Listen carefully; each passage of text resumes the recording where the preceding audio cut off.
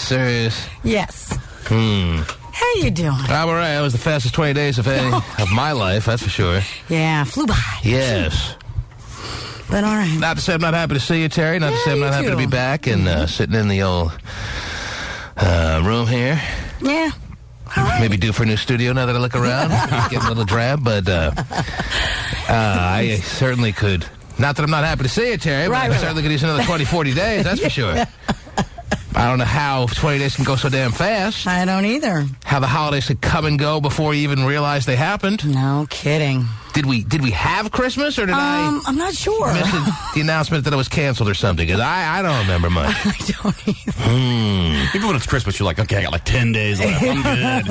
I'm fat. I'm full. I'm good. You don't feel the urgency until like August of next year. And then you're like, oh, Christmas is coming. I better start thinking about that. Yeah. But on Christmas Day, you're like, oh, I still have plenty of time. Yeah, I'm great. I'm sleeping in every day so late. Oh, man, my sleep was so off. Oh, God. I had to take like 9 Ambien just to get to bed last night. I was like tossing and turning going, why can't I sleep? Well, usually you're going to bed at this time. All right. I don't know when I had no sleep pattern whatsoever during the break. None. I know. And then Angel calls me yesterday trying to get me hyped up about today's return. Really? And I'm sitting there with my wife at the movie Juno. Oh, wow. How is that? Oh, it's great. Was it a good movie? It's the most big, girly flick in the history of the world, but I loved it.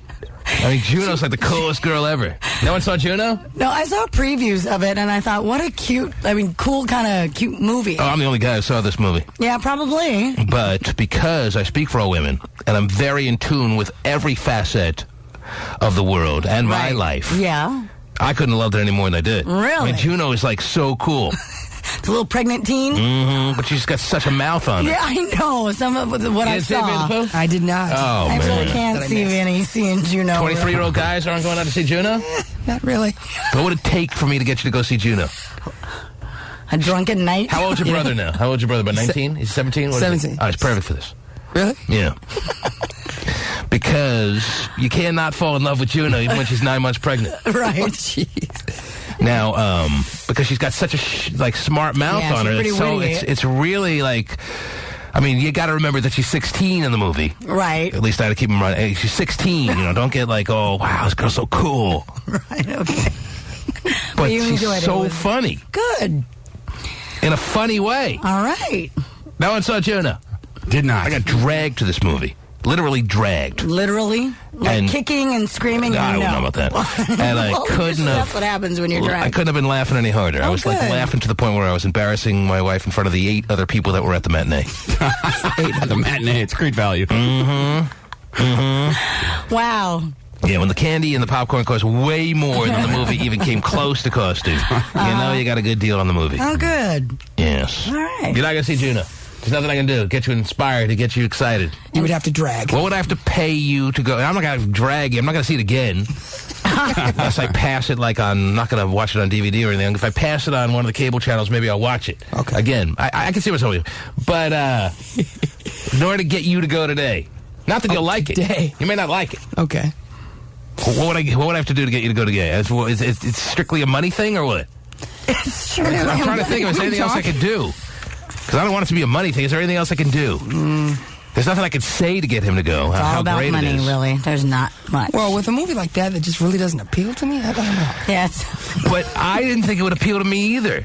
Well, but I'm a different breed. Yeah. He's so, heterosexual wannabe that he's gay. Wannabe. He wants to be heterosexual so bad. Okay. Someday, kid, someday he'll be heterosexual. No, he is, but on top of that, he wants to be so bad that he's gay. But figure it out. Anyway. Yeah. Well, from the little highlights that I saw, it looked really good. What if I paid for your movie experience? Oh, boy. Wow. For you and 4 friends. You can't go with 4 friends, though. 4 guy friends his age? 4 dudes. Yeah, right. You got a girl in your life that you don't tell us about. I know all about it. Don't worry about it. Don't think you're hiding anything from me. Okay. Or us. More importantly, me. Don't think I don't know that you got someone that you're squeezing in. Yeah, I know all about it. Oh, do you? Mm-hmm. So is she in town that you can take her today or no?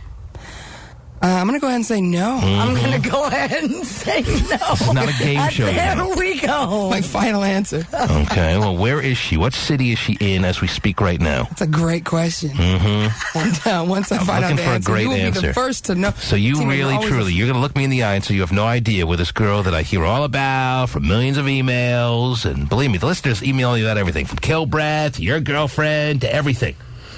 No, I know that the listeners are on point. I know that. Okay. Listen, we got a million spies out there. Yeah. And they love it. No one loves it. All kinds of time. They do. Love to cause problems. I saw Kilbreth on the stationary bike today. He didn't look happy. I'm not happy either. He wasn't happy because the bike wasn't moving. He thought that it was mental telepathy. Come on, move. So don't tell me about things that I already know and you think I don't know. So what's one girl? Do you know what city she's in right now? This girl that you're kind of hanging out with.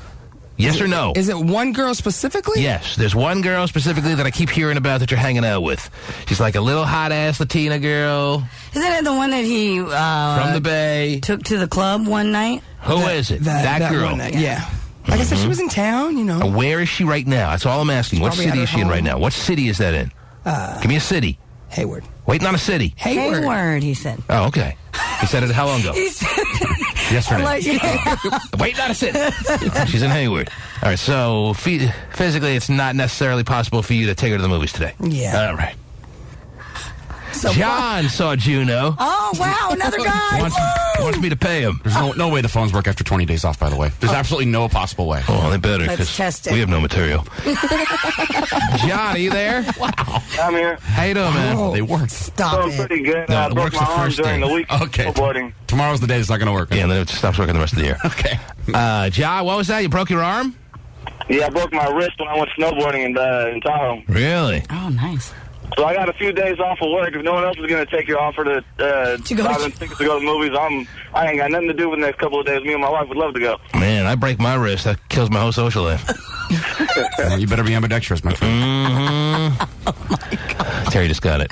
I do. He's like, how does that bring you? No, I'm not. I cannot do it with my left hand. I tried since I was like 13. Really? No. I thought that there's no was way. like you could do both. I wouldn't say there's no way. I can't get myself there. Yeah, Really? I've tried for hours. I don't think you applied yourself. I've tried and applied myself for hours. I have no lefty skills. Doesn't it? Really? Don't you? I mean, The term righty never had more of a meaningful definition than as it pertains to me. I mean, I can do the motion, but I just can't get myself why is it to that thunderous moment. It is. I can't get enough of a rhythm going. I thought it was all the same rhythm. I agree. Well, I can't keep the rhythm going. I can't keep the music playing. So your left is a little bit weaker than the right? My left is a little less coordinated and weaker for whatever you want to call it. Just doesn't Doesn't get have it the done. same stamina as the right. Now, what wrist did you break? My right wrist. Oh, jeez. Oh, he's in trouble. Feeling your pain. Now, how bad is the cast hurting up against your speckle there? That's actually pretty comfortable. Oh, okay. So just allows for a more hardcore grip. It's like you're cheating on your own hand. Wow. All right. So you and your wife want one now? I thought you saw the movie. You haven't seen the movie? No, I haven't seen the movie, but like the way you mentioned it, sounds like it's actually a pretty good movie. Well, no, just for me and every other woman out there. I swear to you, I didn't even know this movie existed before yesterday. I didn't even know there was a movie named Juno. I didn't either. My wife goes. I was like, oh, that sounds good. My wife goes, I'm going to see Juno. Do you want to come? She goes, you don't have to come, but do you want to come? And I'm sitting around doing absolutely nothing, so I know if I say no, that she's going to get mad. Uh-huh. So because I was doing nothing, I said yes. So that's my definition of being literally dragged to a movie. That's your definition. Maybe that's not how you would see No, that's not. the definition of being dragged, but that's how I see it. Okay. Because I know, even though she said I didn't have to go, that making her go by herself would have been a wrong thing to do, and I wasn't doing anything, and how torturous could a movie be? That's what I'm thinking. It's probably some quality time with the wine. take a nice $7, $8 nap, and everything will be wonderful. That's how I saw it. And then I get there, and I'm laughing so loud that she's looking at me like I'm some crazy person. She's like, I should have kept you home. I should have said no. But I acknowledge that this is more of a me being me thing than guys like going in droves to see Juno and walking out going, oh, it was so good. Yeah. Can't wait for the sequel. But Juno has such a mouth on her, Terry, that's just unbelievable. I love her. Well, good. Love Juno. Good. Rave reviews. And we got on Juno all because Aunt Jizzle called you yesterday to get y'all pumped up. We got on the conversation. Yeah, of Juno. Yeah, I probably wouldn't even remembered it. Right. Because I took non-Ambien and it makes your whole mind just blank out. 9. It erases your memory. Tony, I'm not going to fund your movie experience. I was trying to get, because I don't even know you, John. All right? Or is it Joni? What's your name? Actually, you do. Proving how much I don't know. I know who I am, though. I do know who you are? Who are you? Yeah, I'm the one who was impersonating you for Halloween. Oh, really? Let me hear your impersonation, see if it got any better. Well, tell me what you want me to impersonate. Tell me a phrase. Me. Yeah. I don't know, whatever makes you think of me. Yeah, we shouldn't have to tell you. Do me going to somebody's door on Halloween night and being upset with the candy.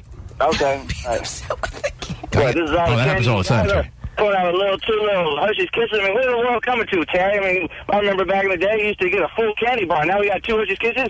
I mean, what's it going to be like next year? Is it going to be a penny? See, that sounds like John talking to Terry. I've always found that impressions work better when you change your voice. Might want to lower it a little bit. I don't know. I will tell you this. All through the time we've been on the air, people have come to me saying, T-Man, I have worked on and have acquired the perfect impersonation of you. No one has even come close to nailing it. No one! Yeah. Everyone could do everyone. Everyone could do any impersonation. All have failed. You can hear everyone do an impersonation on anyone. Right. No one has ever been able to do me, Terry. Well, you're the impersonation, I mean. Yes. Plenty of people, I'm sure, have been Thanks able for paying to do attention. No one has been ever able to successfully duplicate the sound of me. There you go. John is about as close as we've gotten, and that sucked. You didn't even change anything about him. It sounded like John. Hello, I'm the T-Man. Do you have any candy? And yet, as bad as John was, it was the best we've ever had. John, congratulations on being the best T-Man impersonator out there that I know of. Woohoo. Thank you. Woohoo is about all that was just Terry. Yeah. He does them all. He does the whole show. Wow. Come on, do a hot shot. Terry, I almost felt like I had to do a double take there. Wow. It did sound like you. Yeah. Well, it is the beginning of January. 2008. Thanks for the update. Jeez. And Terry wants to watch Dick Clark. We will come back and we will get things started right after these words. The T-Man Show. What are the numbers on Juno? Anyone seen this movie in the country or what? Am I the only one who went? I know it got good reviews and... Yeah, but that never means anything to me. Usually that's, if anything, that's a deterrent when the reviewers love it. When the reviewers are all big time on a movie, that makes me think, oh, I'm going to hate this thing. So I'm glad I didn't know that going in. I was dreading it enough heading to this movie. That might have put it over the top that I wouldn't have gone. I would have been missing out, Terry, because Juno... If I'm 17, I'm in love with Juno. Okay. If I'm 35... Anyway, she's 17, 16. She's 16 in the movie, yeah. And Jason Bateman. I don't give it away for you, Terry. Okay. He's in a movie now? Yeah, he's in that movie. Actually, he plays his part. I was pleasantly surprised with the... and his Jennifer Garner is the wife, Jennifer right? Garner, yeah. I like Jason Bateman. But Juno is the key to it all, Terry. Yes. I don't know who the actress is who plays Juno. I didn't really care enough to stay even a couple of seconds after the movie to see, even though, as I'm telling you, it was about as big time as it gets, right, as far as the character's concerned. I was in love with her, not the actress. I was in love with the character in the movie, Terry. Right. I mean, I was in love with her attitude. Right. See? Got it. You got it now? I think so. All right. Because I'm not 17, that would be kind of gruddy. Yeah, kind of creepy. Kind of like it was for Jason Bateman. Don't give it away, Terry. But yes, I just want to know if anyone in this country is actually going to see this movie or not. Because you should. Okay.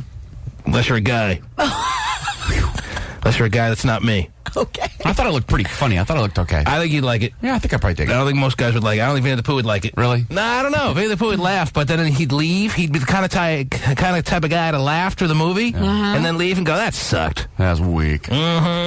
No one Probably died. right. You don't have a right to laugh as much as I expect you would in this movie and then say it sucked on the way out. You have no right. I'm yelling at you. You haven't even done it yet. Oh, gee. You have no right to do that. All right, I'm sorry. Did you do a lot of that over the break there? Yelling at people? Oh, I yell all the time, yeah. But go see the movie anyway, just for me. Will you do it for me? I'll do it for you. And I told you I pay for your movie experience. Well, I think I can handle a matinee. Oh, jeez. Is it like $3? Well, I know with your 135-pound frame how much you like to take down during a movie. I know how many jujubes are in your colon at the end of Wow, nice. the end of a matinee experience. You are absolutely correct. And one of the keys that actually was another reason that got me over the top to go into this movie is when my wife told me she wanted to go and she asked me if I wanted to go with her, the first thing I did was look on Movie Phone how long this was. If I was going to see like 126 minutes, I'd have been like, I don't think I can do this. Mm-hmm. It's 90 minutes or 90-something. Yeah. It's all you need. Not too long, but long enough. I can't sit still for anything more than that. All right? Yeah. Okay. I have to go. Yes. I don't know if you'd like it, Terry. I would actually like it. I saw geez, wow. Terry hadn't seen it. Wow. Well, no, I saw it, like I said, I saw the little highlights, and I thought it was. You probably would, actually, because it's pretty much a microcosm of your entire existence. Oh, wow. Great. It involves unplanned type. Everyone understands that. Unplanned pregnancies, Terry, of which you've had, 9 or 10. What was it? 25. Actually. Whoa. Mm-hmm. So I think you could certainly have moments where you would feel like I was the Filipino Juno. And I had like this wise ass mouth of my own back then. Huh. Mm. So maybe you're the perfect type to love it more than anyone in the world, Terry. But I won't pay for your movie experience. I'm not asking you, but thanks. Okay, since you put it that way, I'll buy you a bunch of Crunch. They still have that? You put it in your popcorn? Right in the popcorn. You put it in the popcorn, didn't you? 2 boxes. Oh, jeez. Right in the large popcorn. Right. Let the movie begin. All right. Sit back and laugh out loud. And actually, 2 boxes isn't quite enough, but 3 boxes is too much. Yeah. Yeah, right? I think they made 2.5-ish? They might have. Well, I hate to waste you have a box, and I can't eat it dry. They might have made the Bunch of Crunch boxes smaller over the past 3 to 5 years. They might have smallened the box. Huh. They might have smallened it, Terry. Okay. And because there used to be 2 boxes, did it perfect in the large popcorn, Terry. Perfect combination of popcorn coinciding with Bunch of Crunch. But now when I put 2 boxes of Bunch of Crunch in my large popcorn, either the large got larger or the Bunch of Crunch got smaller. Because there ain't enough Bunch of Crunch in my popcorn. Well, you're looking around going, where is it? I'm shaking it up. I'm trying to do the equal distribution of Bunch of Crunch so I get just the right amount of Bunch of Crunch with every handful of popcorn, Terry. Got it. And it ain't working out anymore. You're looking through going, where'd all the Bunch of Crunch go? Look at my wife. What the hell? Oh, I should have put someone else. Wow. Keep your hand out of there. She's stealing it. Mm-hmm. Anthony thinks he has the T-Man impersonation, though. Here we go. Oh, man. Well, Anthony, are you there? Oh, he's coughing, yeah. Sound just like you. How do you do that during the break? That is the way I cough, yeah. He nailed it. Anthony? Yeah, what's up? What can I do for you, sir? I just want to do a impersonation interview. Go ahead, Anthony. I don't know why, how this all became so important on January 2nd. What's today, January 3rd? 3rd, yes. Yes. Go ahead, Anthony. He needs a moment to collect himself, yes. Give me a situation. Why does everyone need a situation? I know. Come up with your own situations. Yeah, you don't go to a comedy show and the comedian goes, give me something to talk about. I don't know. Let's see. I just walked in on my new girlfriend in mid-douche. Go ahead. What are you doing there? Oh, geez. Mm-hmm. Oh, geez. Why did he need a situation to be able to do that? Exactly. That could have been for any situation. That would have worked for anything. That was a pretty generic situation, I guess. Oh, gee. All right, so, yeah. Again, here I am. I'm opening the door to the bathroom. It wasn't locked. And there I see my new hot-ass girlfriend, Terry. Mm-hmm. This is, of course, flashing back to before I was married, because why would I have a girlfriend now? You know? Yeah, right. And she's in mid-douche. And what do I say there, Anthony? Oh, geez. He's laughing too much. You can't even do it. Even Anthony knows that it ain't really cutting it. I'm imagining you're laughing because even you realize it's really not passing the... making the grade, passing the test, you know what I'm saying? Oh, geez. He's failing it, though. Okay. He's got OGs down. Yeah, he does. Like the other caller, work on it and get back to us. All right. There he goes. Wow. Sounds like the streak goes on. Yeah. Great. So the shape of our country, Terry, will get a tiny bit into focus, at least as far as the near future, beginning tonight. Isn't that right? I believe so. Isn't the big Iowa caucus tonight? Yeah. And anyone know about that? Anyone care about that? Probably, I would imagine. Most people who live in this country should. Well, they should, but do they? And why does Iowa get the honors? Iowa, why are they so important? Why do they go first? The only reason it's important is because they go first. And in this case, going first is everything. Yeah. Because whoever sets the tone as the winner of the Iowa caucus, it's not even called a primary. It's like the only one that's not called a primary. It's the caucus. In Iowa, we caucus. Funny, every time I hear that word, I laugh every time. Well, they're saying... I guarantee you, 90% of people who show up don't even know how to caucus. Okay, how do I do it now? They're going to show up going, caucus! I thought I was caucusing. That's not a caucus.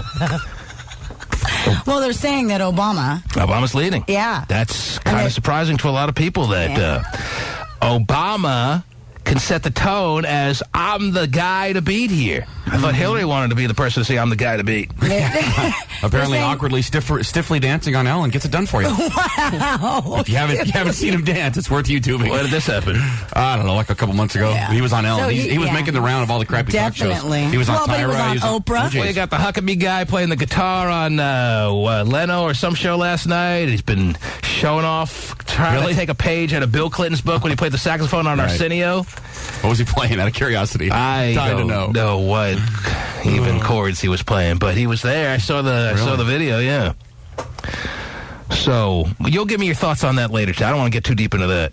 But I guess we must discuss the future of our world, of our country, and the world, for that matter, Terry. Mm-hmm. And it all begins tonight. And, yeah, they say Obama's going to win. If Hillary wins, it's over. Hillary wins, no one can... in the Democratic Party can recover from that. But if Obama wins, I think Hillary can recover. She's the only one who can lose and recover. Mm-hmm. Okay. You want to give me your thoughts on that? Well, no, I was just reading here where it says that Obama was at 31%, Yes. Edwards at 27%, and Clinton 24%. So they're saying... they don't like her in Iowa. Yeah, they're saying that she's... run our country. No way. They're saying that it's... Cook a pot pie, one thing. Run the country, no. That better be a damn good pot pie woman. It's hard to have a bad one, though. I don't want to have a bad pot pie experience at the hand of you. They said hasn't been really dramatic, but it's been just kind of a steady decline. It's pretty hard to make a bad pot pie. It's pretty hard to ruin a pot pie unless you leave it in the oven too long. Woman? Yeah, I mean, really it is. So how did you make this happen? You should be in the crowd asking that tonight. So what was the latest thing? Like I was saying, is that they were saying that that her fate has been clear. It hasn't been really dramatic. Yeah. It's just been an ongoing decline. Mm-hmm. Well, that's the thing. No one expected Hillary really to win Iowa. So that's why I'm saying if she does, you can consider it done. If she wins a state like Iowa, it's over. Yeah. They'll just crown her as the nominee right then and there. So whoever wins is going to be who she's going to be competing with for the Democratic nomination, Terry. But if somehow, and I don't think it's going to happen, if somehow she goes on to win tonight, over. Now, I'm rooting for her, Terry, but if Obama wins this whole entire nomination, well, then I become an Obama supporter. Okay. But I think this is Hillary's only chance to be president. I want her to be president. I want there to be a female president running our country. So I am a Hillary backer. As far as the Republican race, Terry, that's about as wide open as it gets. No one knows anything. Huckabee could win by a landslide, and no one will give him a shot to get the nomination. Right. They say that Huckabee gained 3 points on Romney. And, but still. I told you a year ago what was going to happen when it came to the actual election in November. It was going to be Hillary against Romney. I was telling you about Romney before you guys even knew how to pronounce his name. True. You're like, is he saying Mitt? He's got it wrong. No man is named Mitt. Well, now you all know of Mitt Romney. You're not just taking it to the family picnic. You're voting for him for your Republican nomination. So we'll see what happens at the caucus. How do you caucus exactly? I don't know. No? No. Like a straw poll? We haven't made advances enough in the world Bill Gates is sitting around letting the straw poll thing happen. Yeah, all the like work he put in to revolutionize the world, and it's going to be a straw poll tonight? They said some of the caucuses in rural areas will have like 5 people. It's Iowa, and there's so many small towns that there'll be some really so it's small like ones. a whole bunch of caucuses all over every Iowa. precinct It's has not one. just everyone has to drive to one spot in Iowa. It's not like that, no. There's a whole bunch of them. Whole bunch of them. Yes. They sit around going, what do you think about Hillary? I don't know. What do you think? I don't know. Was there cookies? There better be cookies. That's what I picture. So I don't know why with name tags on. Yeah. No, if Hillary wants to be elected, there better be cookies. I agree. Yeah. Gotta feed the cankles. Jenny in Sunnyvale saw Juno. Uh-huh. And what'd you think? Juno? Yeah.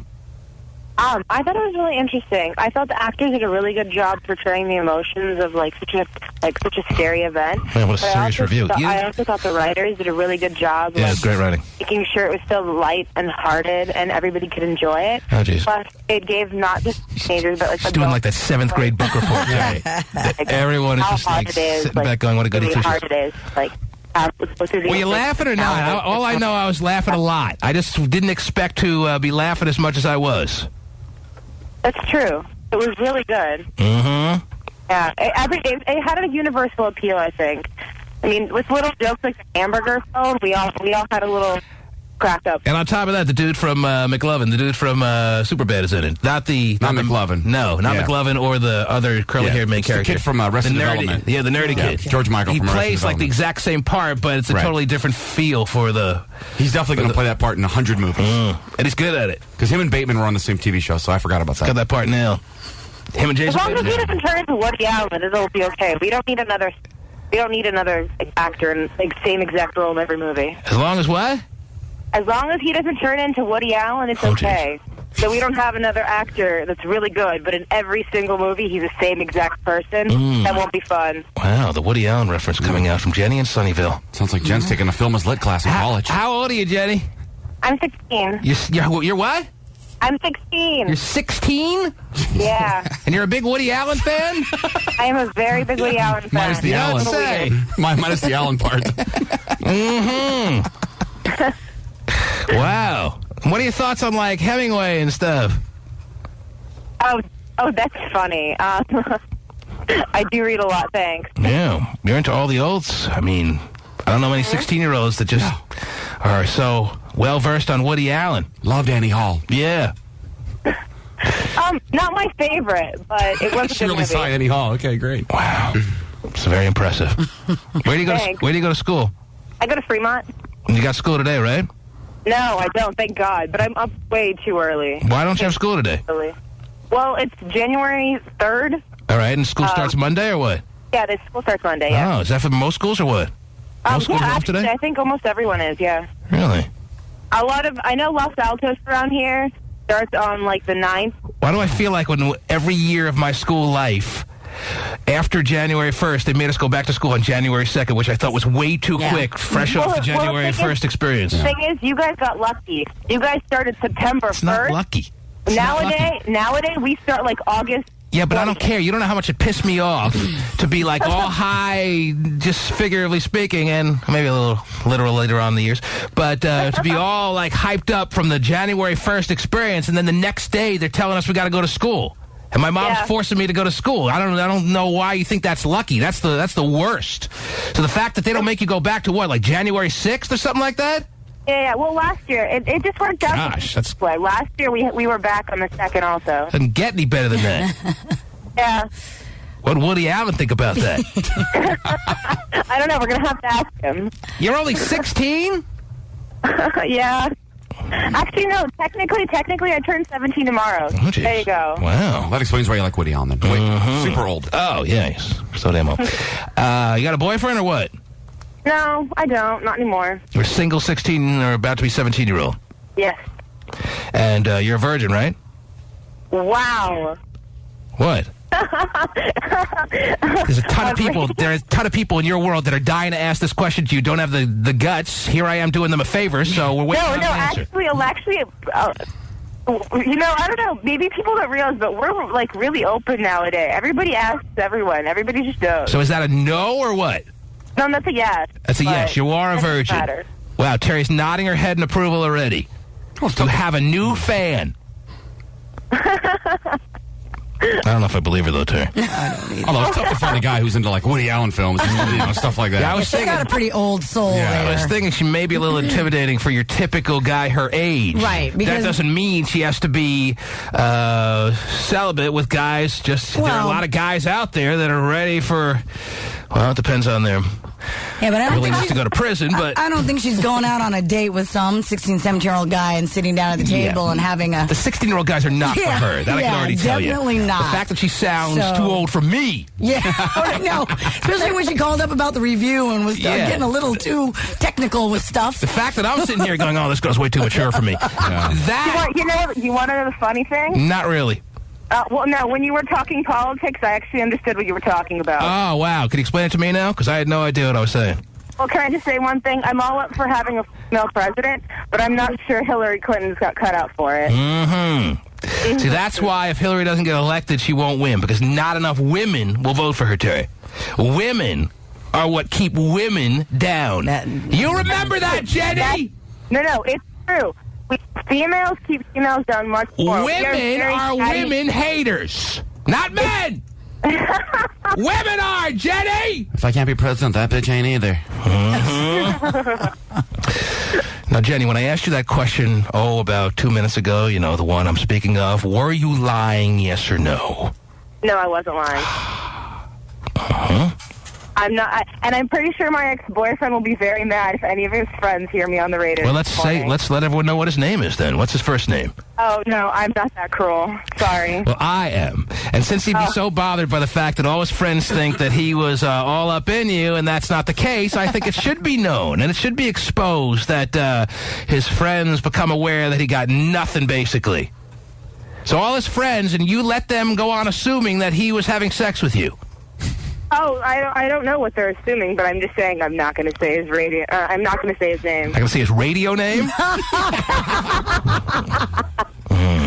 She was dating Jack in the morning. Right. I want everyone to know that Outback Jack had no sex with me. All right. Well, Jenny, it's been a pleasure, my lovely young lady. Thank you. Take care. Have a good Enjoy morning. the rest of your vacation. I will. Man, what are we doing here if no one's even back at school yet? Well, some people are. Your son back at school? Yeah, all of them yes. are. Mm-hmm. Oh. Yep. Mm-hmm. They're wondering why. Why not Monday? No. They have to go back yesterday? They went back today. Okay. Yeah. That's a little better than the way I remember it. No, I You can agree, hammer because through a that's how 2-day ours work week. was, too. Yeah. You remember going back on January 2nd, No right? Yeah. No yeah, question. there was like, can't we wait? No. You start... And I remember being on January 1st so depressed because I knew the next day I had to go back to school. Right. It just ruins everything. Yes. Ruining all the ball games. Yeah. How can I watch the Rose Bowl now? Thanks. Right. I hate my life. Oh, jeez, I don't know if it got that extreme. But Sorry. Was that out loud? The T-Man Show. Adrian Peterson, give me a pop. NFC leading rusher, and he is without a doubt the offensive rookie of the year. You can thank Steve Hutchinson as well for that, Peterson. He set the league mark for rushing in a game this season with 296 yards. Oh, boy. So there's your offensive rookie of the year, Okay.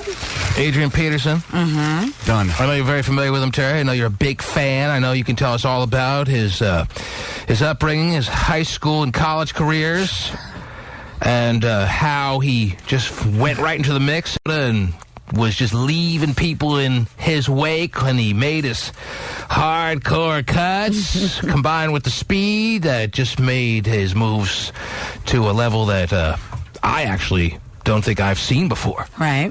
But I'm sure you'll elaborate now. Go ahead. Oh, sure. I mean, it's amazing. Tell us all you know on Adrian Peterson. Go ahead. He came from such a background that is unbelievable, and I have no idea anything about him. But, hey, he's a great guy. You know where he played college, though, don't you? No, I don't. Oh.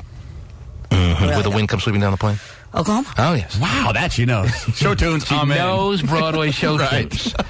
That I know I can count on Terry Free for. Right. Yes. Yes. Played for Oklahoma. Uh-huh. Came out as a junior, right?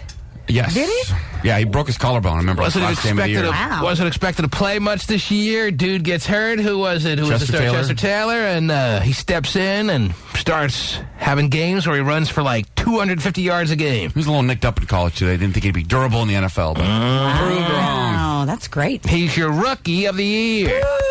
leading us right into the opening weekend I haven't heard it in so long. of the postseason of your NFL.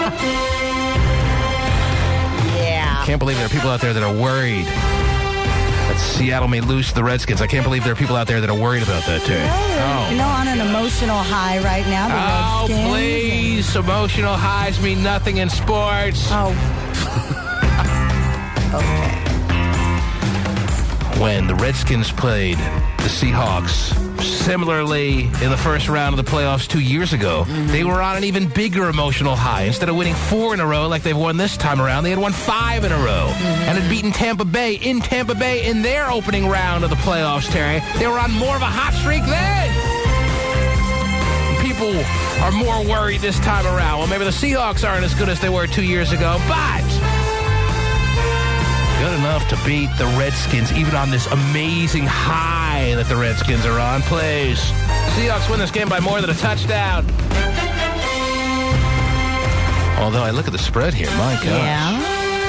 The bettors in Vegas are taking it the other way. Really? The Las Vegas bettors, Terry, they say when they move a line, you can expect 75% of the time for the bettors to be correct. Okay. The line opened at 4.5, 5 points. The line is now at 3 points as far as the Seahawks being favorites. So they're betting on the Redskins. Oh, okay. Are you following that or no? Yeah. Not really, it sounds like, but that's all right. Well, I don't ever understand that kind of stuff. Just trust me when I tell you the bettors in Las Vegas are thinking that the Seahawks are vulnerable. The Seahawks are going to have a very tough time against the Redskins. The bettors, once again, are wrong. I said the bettors in Vegas one more time are wrong. The fearless forecaster. Thank you so much. So expect, probably a close game, but when it's all said and done, the Seahawks will have won this game by a touchdown or more, and that'll be that, and then it'll be on to Green Bay for the Seattle Seahawks. What other games do we have going on this weekend? Let's see. Jacksonville and Pittsburgh, I think, is the other Jacksonville Saturday. and Pittsburgh is a big Saturday game where you have the visiting team being the favorite. Very rare for a playoff game in the NFL to have the visiting team as the favorite, but that is the case. No Willie Parker. That doesn't help. As Jacksonville, the Jaguars go to play the Steelers. And for the Jacksonville Jaguars, that's The fearless forecaster. Oh, thank you so much. Thank you. I'm going to be here all the week. What other games? Any other games? No, Even no Willie Parker, you're still taking the Jacksonville Jaguars. Wow. Not you, but fearless. Najee Davenport, baby. Yeah, I know. If you can crap in a girl's closet, you can do anything in this world. Greatest story ever. You don't know that story, Terry? Your eyes just widened like you're I think amazed you but may have confused. said something about it. In college, there was a strong rumor that Najee Davenport, Terry, I think he went to Nebraska. I think it was Miami. All right, wherever he went, Najee Davenport was a little perturbed with his girlfriend at the time. Maybe she had broken up. Maybe I think they had actually broken up or something, or they were on the outs, or they were fighting, or whatever the case may be. He went into her dorm room closet. I'm sure it's quite a spacey interior little situation there. Sure. He went into her dorm room closet, or maybe they were living off campus. I don't know. But he went into her closet, and he squeezed out a hater. Sweet. And he left her with that memory. The Mad Shatter. They call him the Mad Shatter, Terry. We've told you that story, and now we had to remind you because you blocked it out of your mind. That's the guy who'll be running the ball for the Steelers this weekend. Now, I hate the Steelers. There isn't a team I hate anymore in sports, Terry. You know that. Yes. And you know why. I do. And you know I've paid top dollar to tell the world that. Yes. Billboards and such. Yes. But I still have to go with the fearless forecaster on this one. And Fearless is saying, if the man is bold enough to mad shat in some girl's closet. Maybe there should be signs for him in the stadium. Oh, mad It's funny. He could go on to go to like 4 Pro Bowls, and I'll still just remember that story about him. It was never proven. They never matched up his DNA with that mad shat. You know, that surprises me because, you know. But it's not the kind of thing, it wasn't like any kind of law-breaking, well, I guess if you press charges, maybe. I think It's he got in trouble for it. trespassing. He did? Yeah.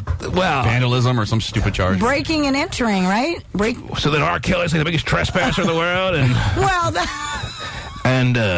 I was actually at R. Kelly's house, so it's not trespassing. all right. But Terry's saying just to Right.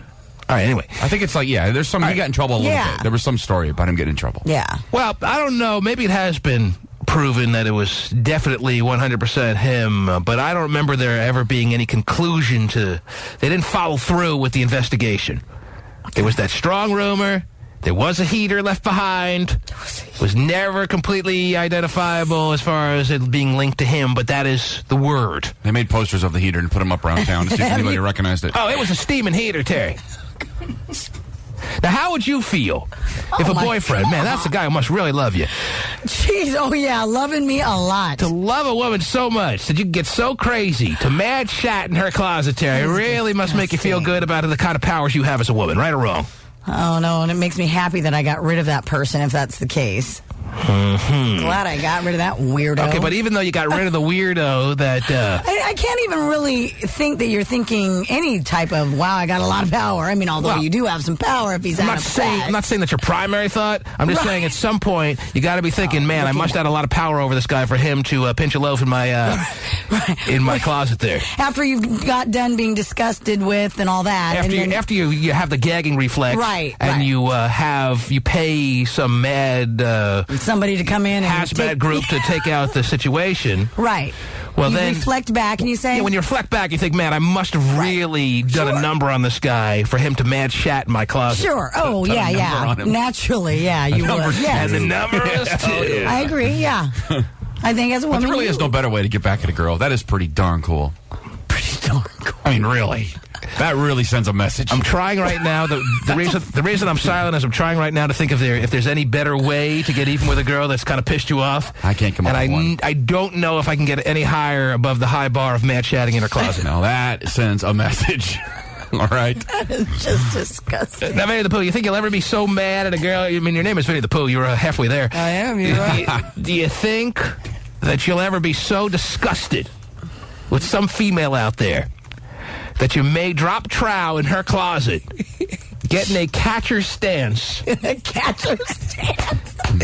and squeeze out a heater on her property? I mean, I would hope I would never get that angry, but... You're not ruling it out? I'm not ruling it out. Wow. I feel at this point in my life I can pretty much rule that out. Pretty much. And that's almost a sad thought. I know it is because what? it's a real end of an era. It almost feels like, hey, all that excitement, all that love, all that deep commitment and passion for that one woman, all that passion over a woman. Well, I don't see him. If I do it to my wife, Terry, that would pretty much be our closet. Right? Yeah, that's the thing. You can't do it to your own. Yeah, you don't want to do it to your own property. Right. That'd be kind of counterproductive.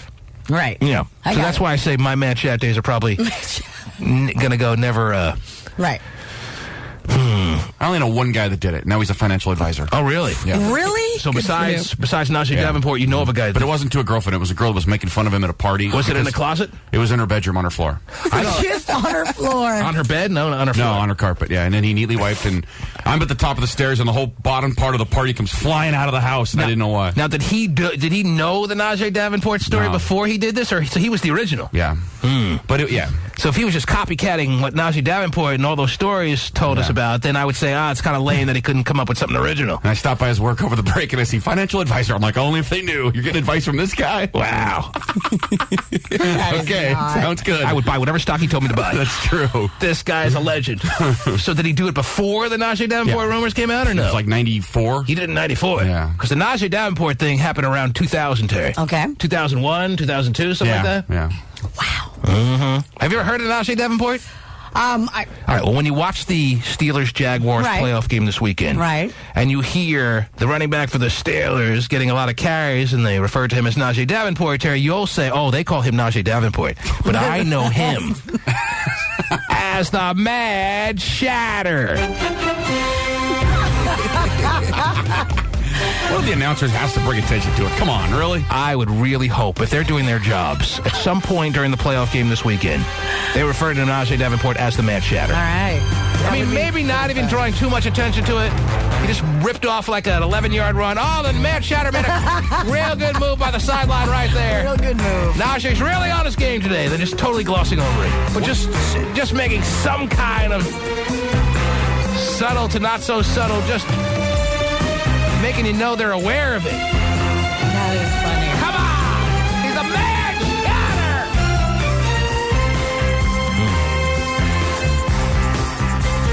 Paul, Mercer Island, what's up? How's it going, T-Man? How are you, sir? You want to make a comment about the Mad Shatter?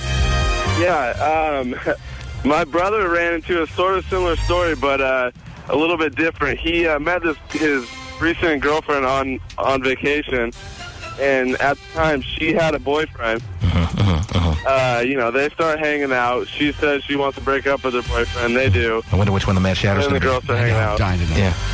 One night, he wakes up the next morning, and there's a Taco Bell supersized cup with shit red. Oh, jeez, dude. There you go. Settle down. Okay. You win. Okay. You win. Whatever. Jesus. Now, in a world with videos like Two Girls, One Cup, Terry, maybe this isn't doing that much to you, but I see you look kind of uncomfortable there. The whole doing any kind of something.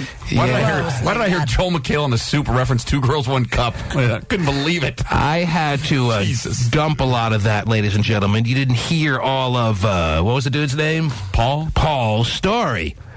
But trust me, you could probably figure it out based on the subject matter we've been dealing with for the past 5-10 minutes.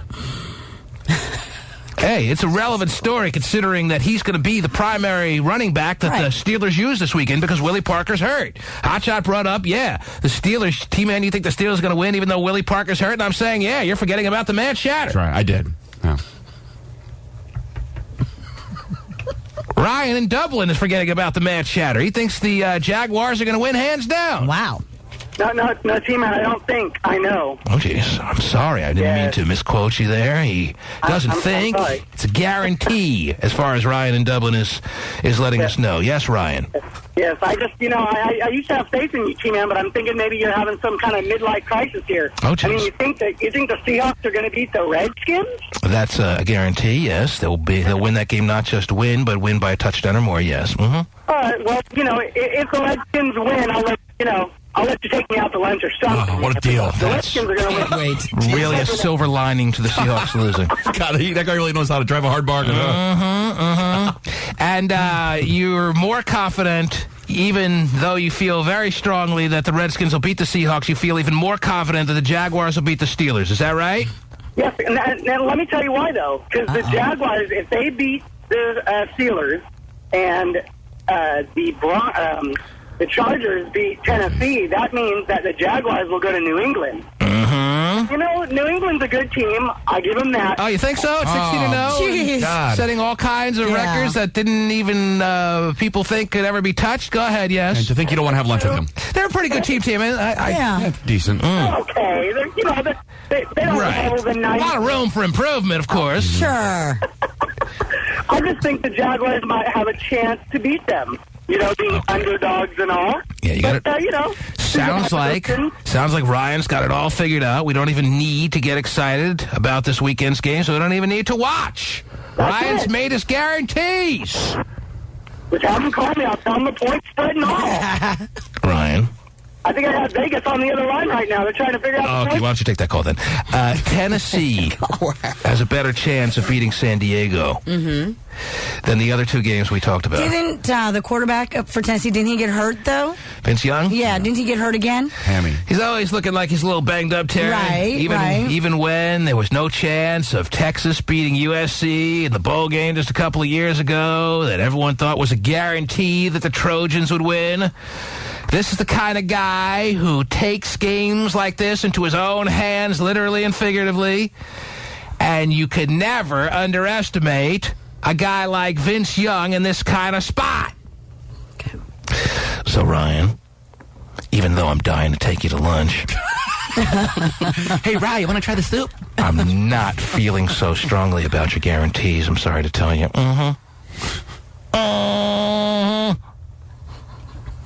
Riley in Issaquah, go ahead.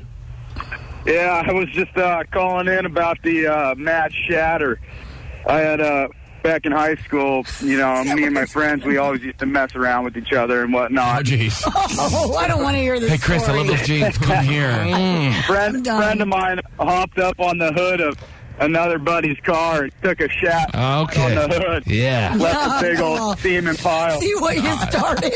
I didn't do this, Terry. That's how the car wash got its name, Brown Bear. Najee Davenport did this. He liked his friend Chris and his blue jeans, wanted to make him brown jeans. Terry, that isn't my problem. All right? Thank you for the call, sir. Thank you so much. Thanks for sharing, yeah. Cal in Livermore, go ahead. Really? Yeah, I just wanted to say that the Seahawks definitely have a chance to beat the Redskins, but I think the Redskins are going to win. All right. But I have to take you to lunch if I'm wrong, too. I got all kinds of lunch dates planned, don't you? Lucky you. Yes, Cal. I think that guy was crazy for saying that the Patriots have room for improvement, though obviously he doesn't watch any football. Yes.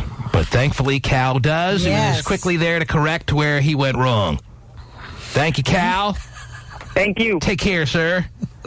Terry, people aren't remembering, obviously. Yeah? That every prediction I pretty much gave you for the entire football season came, what's the word, Terry? Came, true! Yeah. True is the word. True.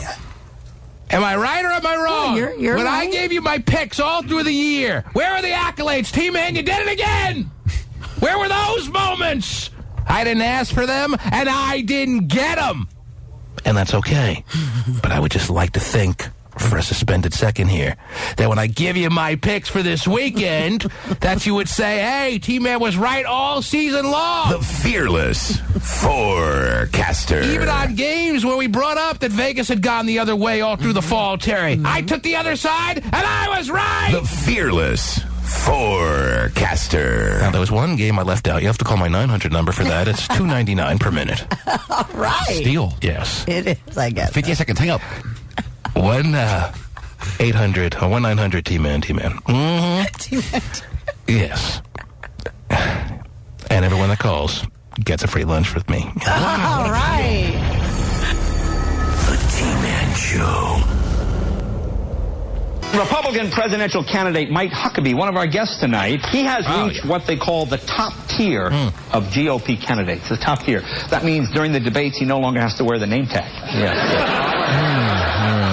It's painful. You know, the Golden Globes is the largest gathering of stars anywhere outside the Promises Rehab Clinic in Malibu. Did you know that? You better get some artists back quick, too. Okay. I mean, no, even when he has his riders back, he ain't that much better. That was painful. Is that a laugh track, you think, or are people really busting up over that one? People bust up just because they're there and they feel like they have to get their money's worth, and even though they didn't pay anything, they just feel like, hey, I'm here, I can't believe it, I'm going to laugh at everything he says. I did see a tumbleweed behind him. It's pretty. I saw a cricket on a tumbleweed. That's something. That's the new set. Yeah.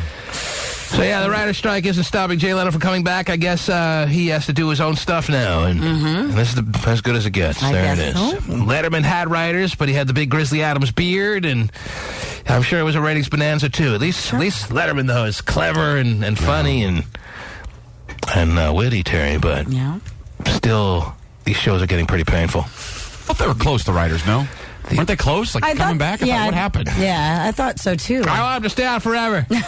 Well, and the big award show that's coming up, they're having issues with that, right? Oh, the writing on those award shows are so going to be missed, Terry. Well? What is Will Smith going to say when he walks to the podium? I don't know. Okay. It's the big issue. What else is going on in the world this morning? It's our first day back. Yeah. You believe it's frickin' 2008 or what?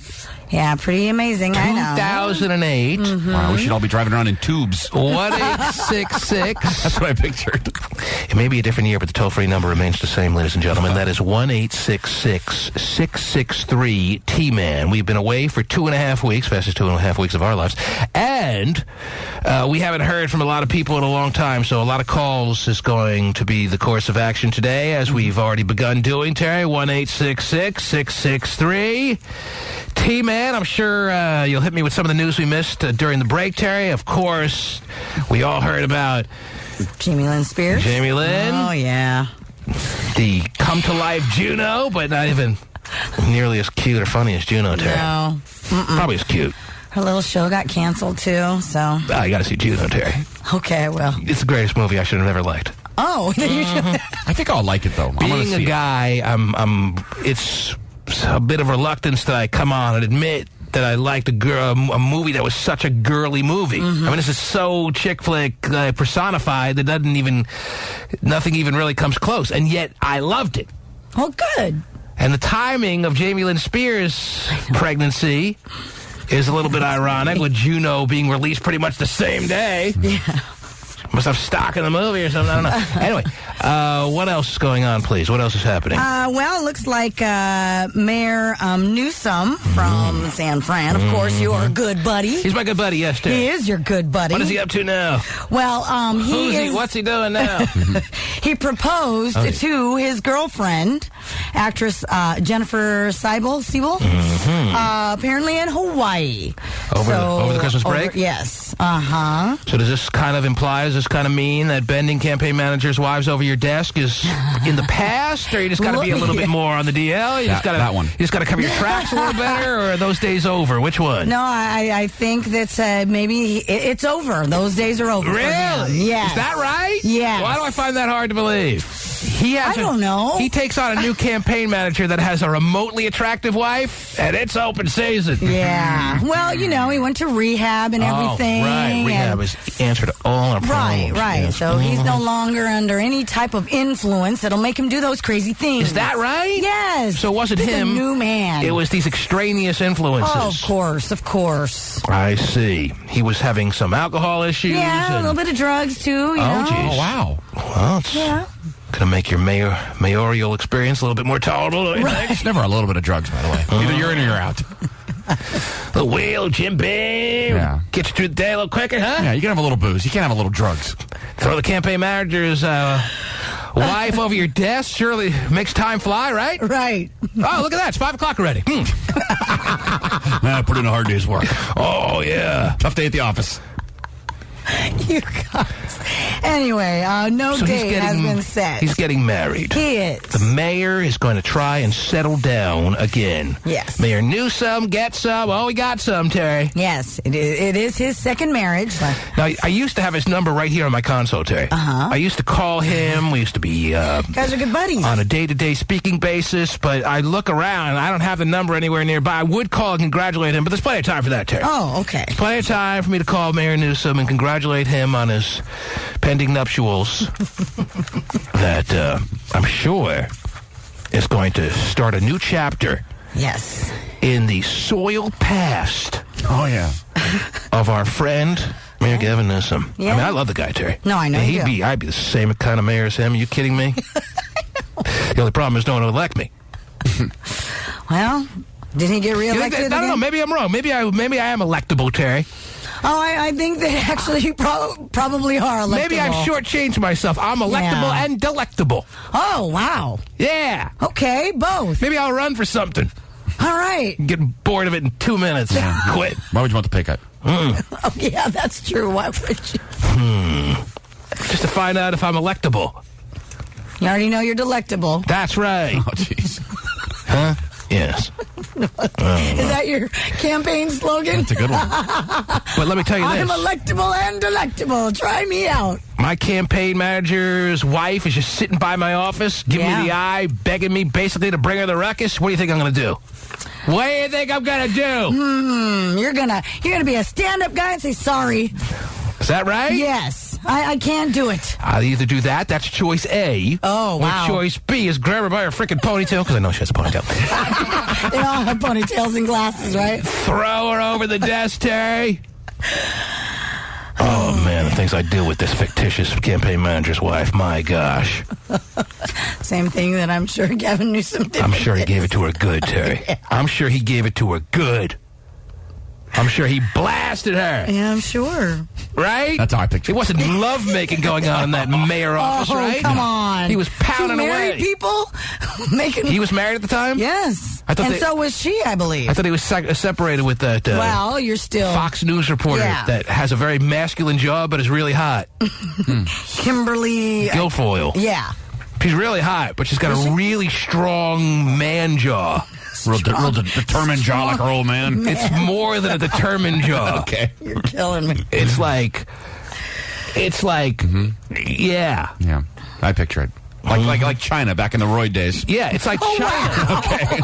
There was a moment where you thought, wow, China's really hot. I'd love to have sex with her. There was a moment. I don't know when that moment was for everyone, but there was, at some point, for people that are old school wrestling fans, there was a moment. Everyone's moment's probably different, as I said, but there was a moment where you wanted to have sex with China, even though you knew she had a very man kind of bone structure. Okay. Kimberly Guilfoyle is more feminine looking, believe it or not, than China. I know that's hard to believe. Loves the comparison, I'm sure. She's way more feminine looking and hotter, but they still have the same strong jaw, man. I'd love to have that jaw as a guy. All right. I don't mind the jaw. It's the voice I hate. I'm Johnny Lauer. Don't call me China. Vince McMahon will sue me. Wow. Just be a man, please. Wow. Yeah, Got a cute little blonde. Got to pick a gender and go with it there. Yeah. The girlfriend or the now fiance. The now fiance's blonde? Yes. His ex-wife isn't blonde, Terry. Usually you gravitate to someone that looks pretty close to your type. Well, maybe he decided I'll Clean change it up. slate. Yeah. Change it up. I'm all clean, so let's do something different. If he's truly going to start a new chapter, he's got to completely change his ways. Yes. I like brunettes before. I like blondes now. Ha ha! That's how they do it at the brainwashing camp. Known as rehab. Oh, God. What about you? Yeah. What about you, Vinnie? You think you're electable? You and your Pittsburgh Pirate hat? I think I could be if I put my mind to it. It's about time someone get elected with a Pittsburgh Pirate hat on. I'll be the first. He didn't even know that's what it was till you told him. Really? Is that what it is? Yeah, we went through this last month, though, so I think he knew it at that point, yeah. A mansion, huh? Huh? The Kimberly, I'm looking at Kimberly. Yeah, what about her? Well, this picture I don't think she has too much of a, maybe it's because she's got a scarf, so it kind of softens it a little bit. Well, if she has a scarf, up to her nose, Terry, then Right, well, it's up to... he wouldn't be able to notice the job. But no, if you saw her on Fox News, you would know what I'm talking about. Okay. Very strong, pronounced jaw. She used to be a lingerie model as well. Really? Mm-hmm. Hey, I'm not doubting it. So. Don't get me wrong. Yeah? That man jaw works on that woman. Okay. All right. Got it. Tina in Hayward. Good morning, Hello? Tina. Tina, are you there? Good morning. Hello? Yes, Tina, good morning to you. I mean, is that T-Man? Huh? Is that T-Man? Yeah, baby, what's up? Oh, my goodness, I'm on X. You're on X? Wow. I think she said She's getting air. started early. I'm on X. Well, if you don't have enough for the whole class, then, I love your show. Happy New Year. I love your call, Tina. Happy New Year to you, too, baby. Oh, my goodness. Yeah. See, I'm electable, Terry. Hear this? You voting for me, Tina, for whatever?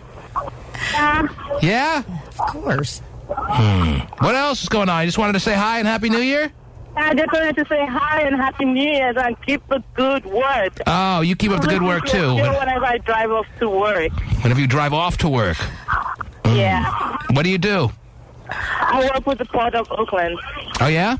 Mm-hmm. So what are your typical days like? What are your job responsibilities? Well, I'm a receptionist. Really? Very close to a campaign manager, wouldn't you say? Okay. Yeah. Instead of making buttons, you're making coffee. Don't be smiling outside my office, Tina. All right? Don't be smiling outside my office. I want to have a good day. Because it doesn't take much for me to pick up on the signs, Terry. Okay. I see the signs even when they're not there. Get in this office right now. I was just getting a cup of water, really. Oh, well.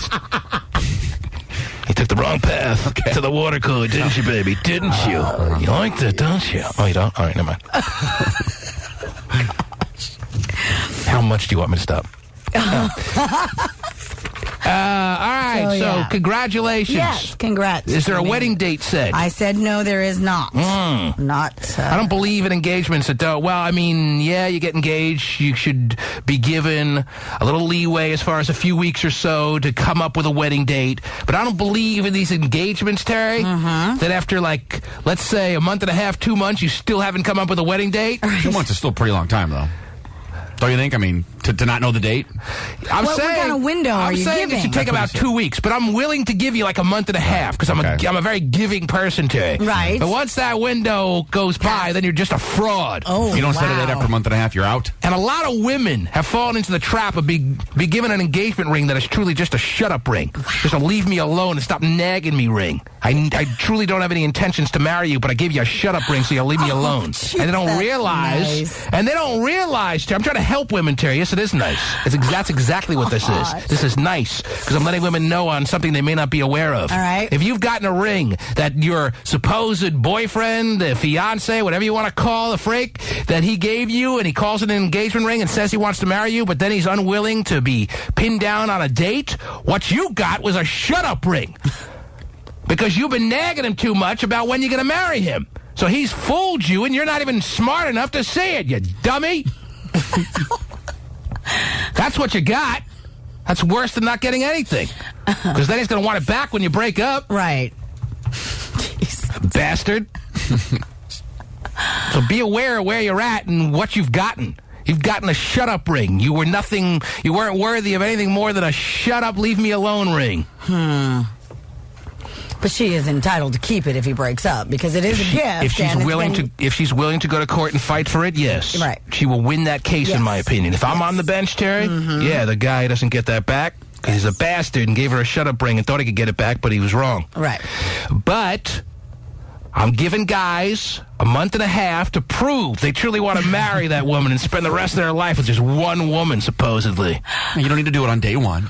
Will you marry me on November 3rd, 2010? Exactly. You don't have to get on one knee with a calendar. Kittens on it. Or unicorns. You could say, will you marry me? Have her think about it and see yourself on the big Jumbotron. Then say yes with the team mascot hovering over you. Man. And then after the euphoria kind of dies down, when you guys sit down together, you could figure out a couple of ideas for some wedding dates. Okay. But if the guy doesn't seem inspired to sit down and come up with a couple of options for wedding dates, he doesn't want to marry you. Wow. So what he gave you was a shut-up ring. So he's really a fraud. Because really, he didn't mean to say, will you marry me? He meant to say, will you shut up already? When I gave the ring, my wife had a bag of wedding magazines the next day. I was thinking, you know what, a couple months maybe to kind of think about it a little bit? Or no, it's on. So the ball will roll, guys. Prepare yourself. If you give the ring, it's on. Quincy, you're on the air. Who? Quincy, is this you? What's up, T-Man? How are you, sir? Man. What's up, ma'am? Hey, listen, you had said how China was kind of hot. Well, I actually thought Sable was hot because I got Sable. There's no doubt that Sable was What hot. happened to her? Where is she? Like, It's another girl got on the wrong side of Vince McMahon's Sable was ruling hot. fist. Nice little hot con. What's the good side?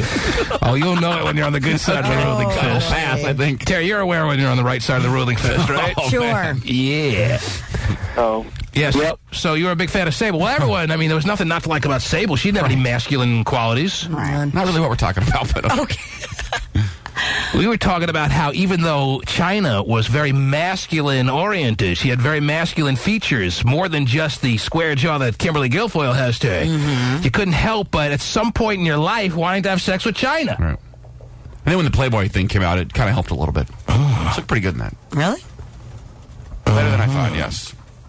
Big Indian Mike. Yeah. Just read it as it says it, Terry. Good morning. Hi, Big Indian Mike. What can I do for you? Well, I was on my way home. I got in my car. I work up at the paper mill up in Everett, and I really take toiletries and hygiene very seriously. Oh, that's good to know. Yes. Is that your New Year's resolution or what? No, yeah, that too. But I remember when. First of all, I'd like to say I appreciate you guys. The show that you do. You guys are very funny in the morning, and I love it. Well, we desperately try. How'd you go from hygiene to that? Yeah. It's a hell of a segue. All right. But anyways, I have this friend. Well, he's sort of a friend. If I remember correctly, there was a local radio DJ who used to work for the KJR or. I think maybe you tell better, T-Man. Didn't you go and do a mad shatter in Vegas or something? Well, that was on purpose. That's a whole long story. Oh, yeah. I told that story on the air. I didn't tell that story on KJR. I told it on here. Well, it was back in your KJR days, though, wasn't it? Oh, yeah, it was, yeah.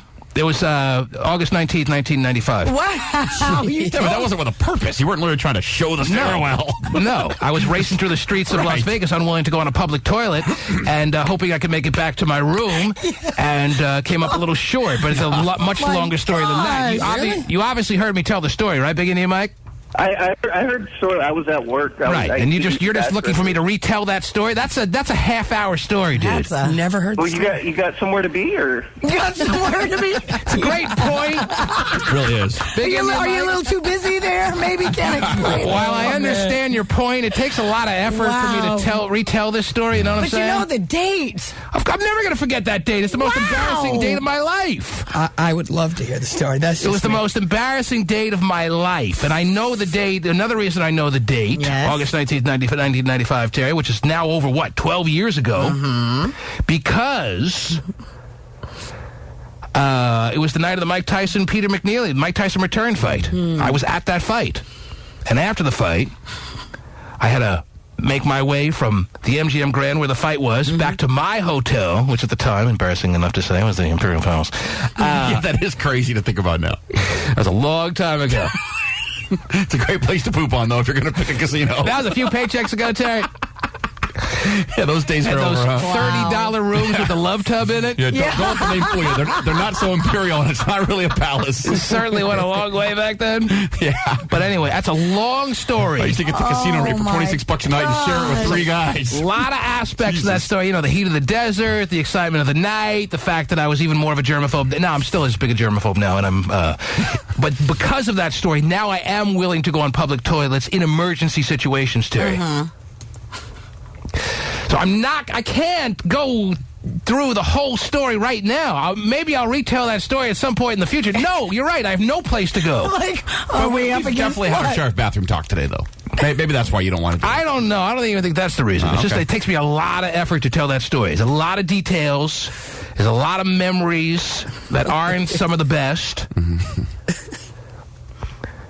And me sitting in a full elevator with a load in my pants and people running for their lives. Not the visual that I like to remember myself by. Especially past the age of 3. Even though that pretty much says it all. But. Is there a shortened version? Really, I wouldn't tell the story in that way. I wouldn't do the story justice. It has to be told or it can't be told. Okay. I've told the story. I've told the story in graphic detail. Terry remembers it. Yeah.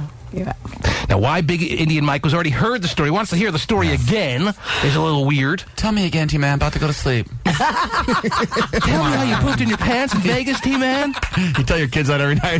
That's a great story. When they have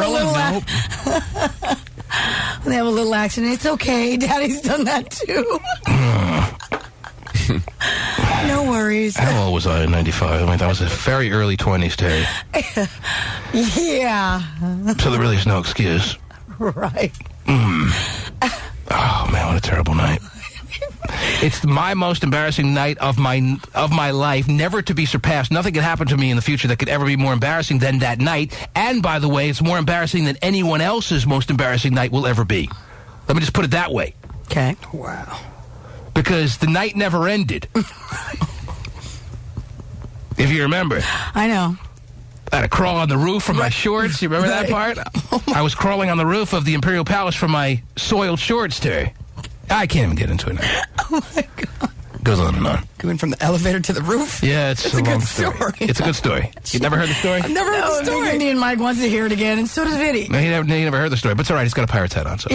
Everything will be fine. Can I get the Cliff Notes on the internet or something? Jeez. Oh, wow. Something? I'll tell a story sometime in the future. All right. Not today. The T-Man Show. Could it be Victoria's Secret angel Alessandra Ambrosio is expecting? Oh, dear. True. However, the model's rep tells E! News no comment on the gossip. That gossip claims the 26-year-old is a few months along, and that she and boyfriend Jamie Mazur are thrilled. Oh, yeah, thrilled that she can kiss her career goodbye or what? I mean, I'm sure she's thrilled about the baby, but she's got to realize that she better damn well have a good 401k from Victoria's Secret. Because that career is over. Don't look at me like that, Terry. That career is over. I mean, don't look at me for being the messenger. I'm just giving you the word. I'm not making the rules. That's just the rule. You can't. Rule? Yeah, you can't have a baby as Victoria's Secret model and then come back afterwards. Yes, you can. I'm sure you'll give me an example of someone that's done it, but not anyone who is first off, I'm not sure it's ever been done. And second of all, even if you show me someone who's a Victoria's Secret model that had a baby and then came back to be again in the catalogs, Heidi Klum. I'll show you a name brand like Heidi Klum is. Heidi Klum is not a model anymore. She's like a name brand. All right? So that's why they allow her a little leeway that the average angel ain't getting. Yeah, there's not enough airbrushes around this facility to hide your stretch marks, honey, so we'll see you later. Jeez. Don't let the door hit you in the baby Bjorn. Oh, wow. You had to go and get all pregnant. Nice job. Way to ensure that your career is ruined. Or maybe she was just realizing that now that she's in her mid-20s, her career was pretty much over anyway as far as being a Victoria's Secret model. So this is a nice transition to make. And if that's the case, I'm all for it. Because, let's be honest, they don't have 30-year-old women in the Victoria's Secret catalog unless you're Heidi Klum. That's right. Tyra Banks, whatever. Yeah, those kinds of women can do as long as they want. Those are name brand women. But your average hot-ass Victoria's Secret model that you really don't know what their name actually is ain't getting the special privileges of the Heidi Klums, the Tyra Banks, and whoever else may have once graced the pages of Victoria's Secret. Party's over. She's done. She may have been done anyway, is what I was saying, so I congratulate the happy couple that is now expecting. And if you were not thinking that this would end your career, is it going to be a rude awakening for you? And you had some bad management that didn't warn you about this ahead of time. Maybe they did, and you didn't listen, and now it's over. Anyway. You can expect a kid, but don't expect a paycheck. Wow. Ain't happening. And let me tell you something about those kids. They tend to get a tad hungry. So I hope you saved a couple of nickels. Well, I'm sure she could Pasty's probably, if not, I'm sure her modeling career is not completely over. Pasty's printing me out pictures of this Victoria's Secret model that we're speaking about. And what I would not ever do to her. Let me tell you, Pasty may not want to do anything to her and look forward to that, but, oh my gosh. I just thought I'd look at a picture, dude. I'm good. What I could do to her. Her little Santa suit here in the December catalog. Yeah. Oh, jeez. It's a little cliche, but still works for me. You can come down my chimney. Oh, I don't get it, but it sounds hot. Yeah. Wow.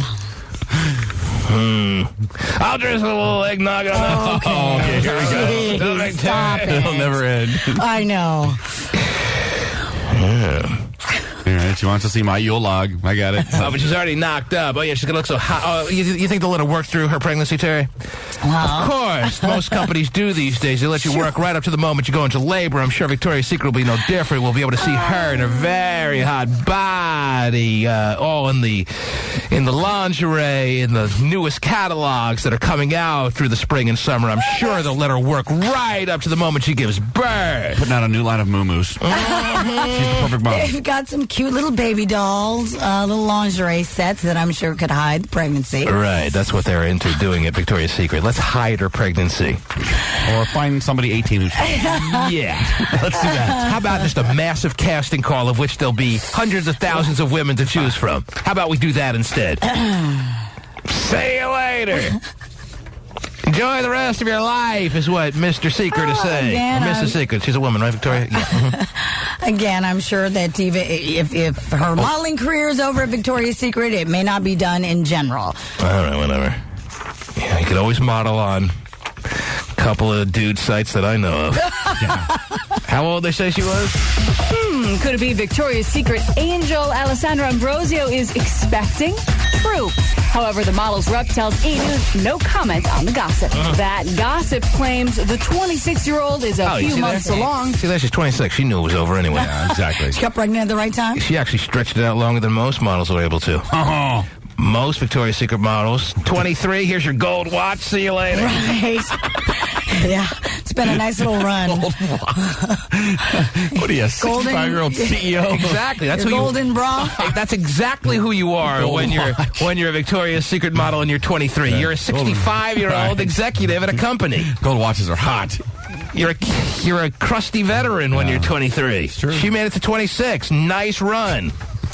Hope you bought some good stocks. Of course, the market right now is crashing, Terry. But who's counting?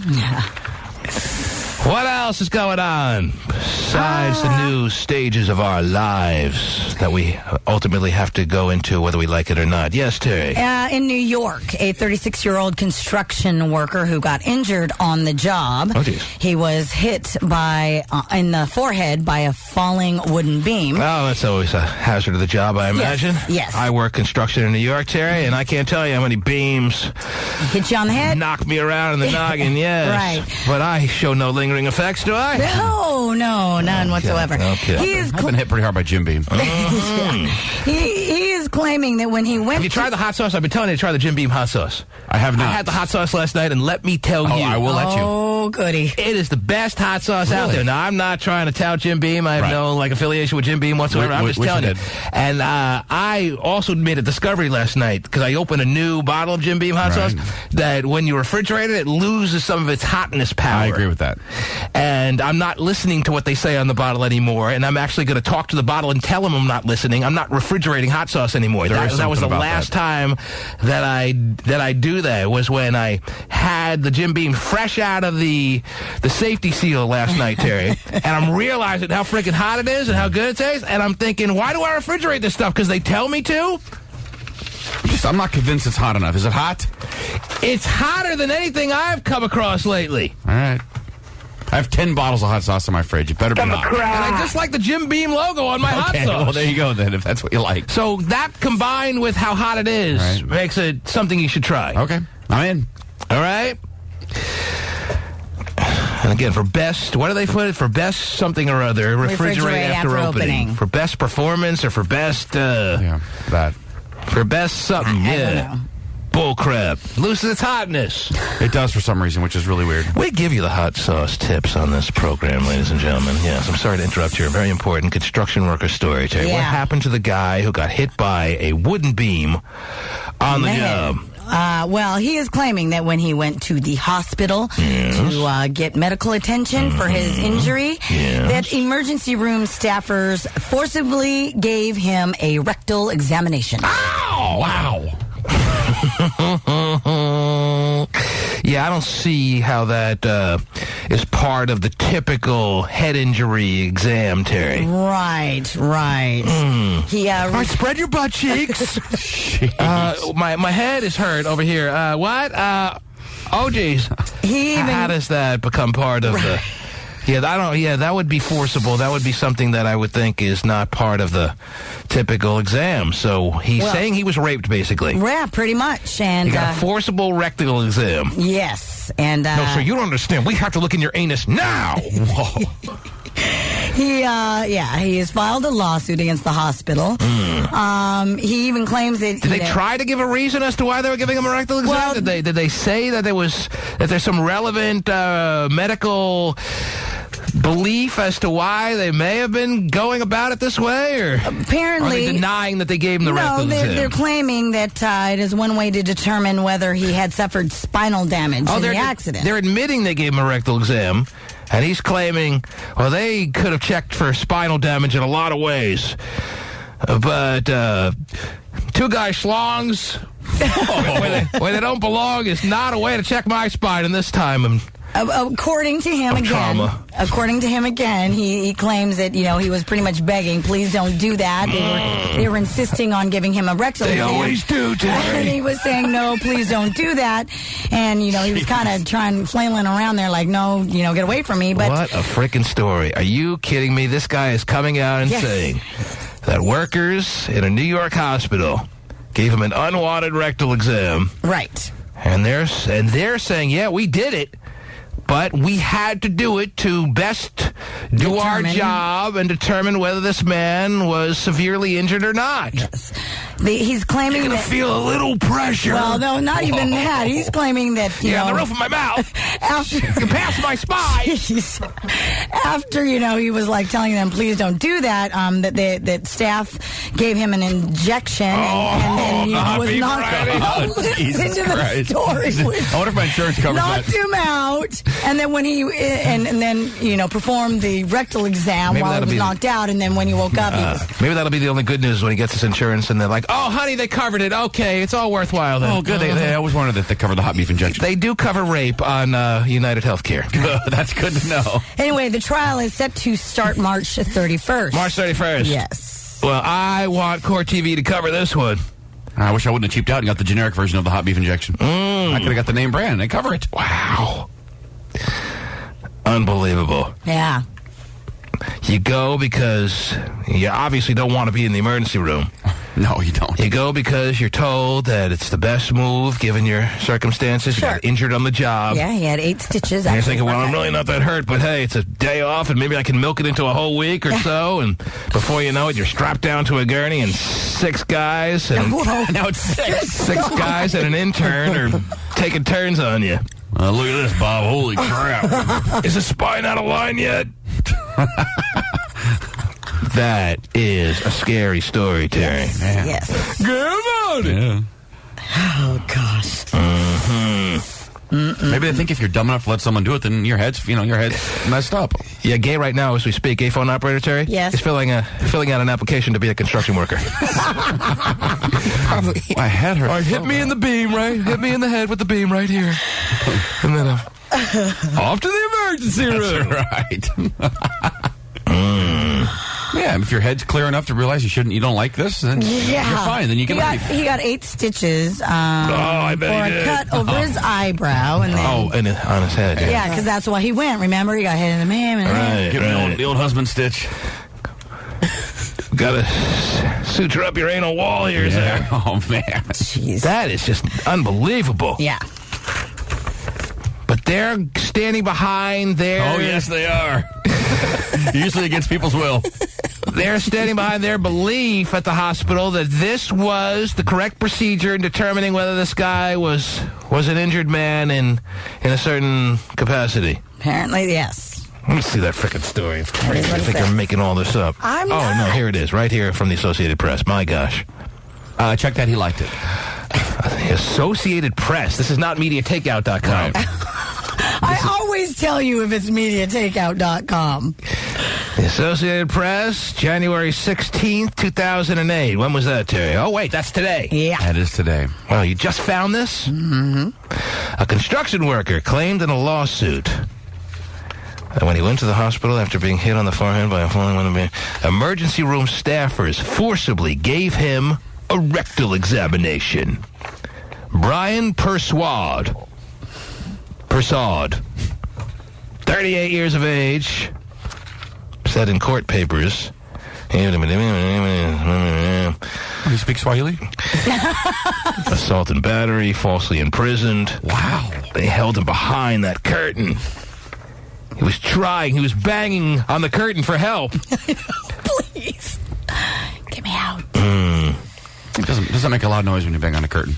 That's pretty much the point, yeah. His lawyer, Gerard Maroney, said Really? I read that. Yeah. I told you that already. Unbelievable. Yeah. Mm-hmm. Trial ordered to start March 31st. Mm-hmm. It's going to trial? Yeah. Mark that on my calendar, Terry. Yeah. Holy Toledo. Wow. Yep. You know, there's never one isolated situation like this, Terry. We all now have to put masking tape over our butt cracks, apparently, if that's something we're not interested in having done to us. Oh, my God. I'm indifferent. Yeah. Whatever. Yeah, I dislocated my finger. What are you guys doing? We never know what they're going to do in an emergency room now. Okay. Thanks for bringing this to our attention, Terry. Yeah, definitely. Yes. I mean, it's one thing, okay, so you have to ask, but when you say no, doesn't no mean no even in an emergency room? Well, yeah, it says here that he begged, please don't do that. Please don't do that is the quote that I'm staring at here. Right, and then they knock him out. He also says that he made physical contact with the doctor to indicate in a physical manner that he was not interested, meaning like he pushed him or punched the doctor. But no means no. He was flailing around. Oh, man. What's that down on tape? Flailing. He claims he was held down to the bed. Unbelievable. Yeah. All right.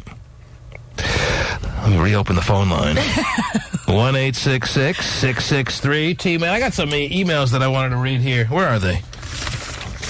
With all your pictures of the lovely Victoria's Secret model. 1-866. Yeah, I got all. You okay there? Too much paperwork in front of me. Okay. Yeah, Victoria's Secret model pictures that obviously are going to become collector's items now that her body will never be the same. Let's see. I told you about this one yesterday. This girl wants to know if her boyfriend is someone she should continue dating. She's been seeing him for 6 months. I'll just give you the long and short of this without actually reading the whole damn thing here. Everything on her checklist as far as the guy she's dating is seeming just fine, but he's cried about 6 or 7 times in the 6 months that they've been dating, and the last time he cried was at the movie Juno that they went to see. Now, I don't know if you've seen I don't know if you've seen Juno, Terry. There really, to my knowledge, is not any spot where anybody, man, woman, or child, is going to feel the need to shed a tear. Okay. But she's saying that at the point, you haven't seen the movie, you should have by now, so I'm going to tell you about this one scene where Juno herself starts crying in the car. I know what scene she's talking about, this letter writer. She turned to her boyfriend and realized he was crying along with Juno. Wow. Was he like sobbing, crying?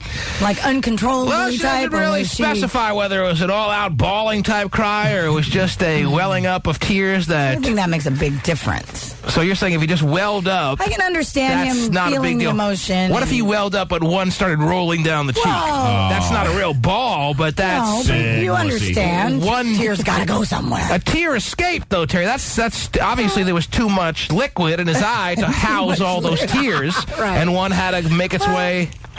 I think once you make noise, that's the worst. If you make noise as a man... So welling up is okay, but if he sucks up any moisture, then he's out. Yeah, moisture or...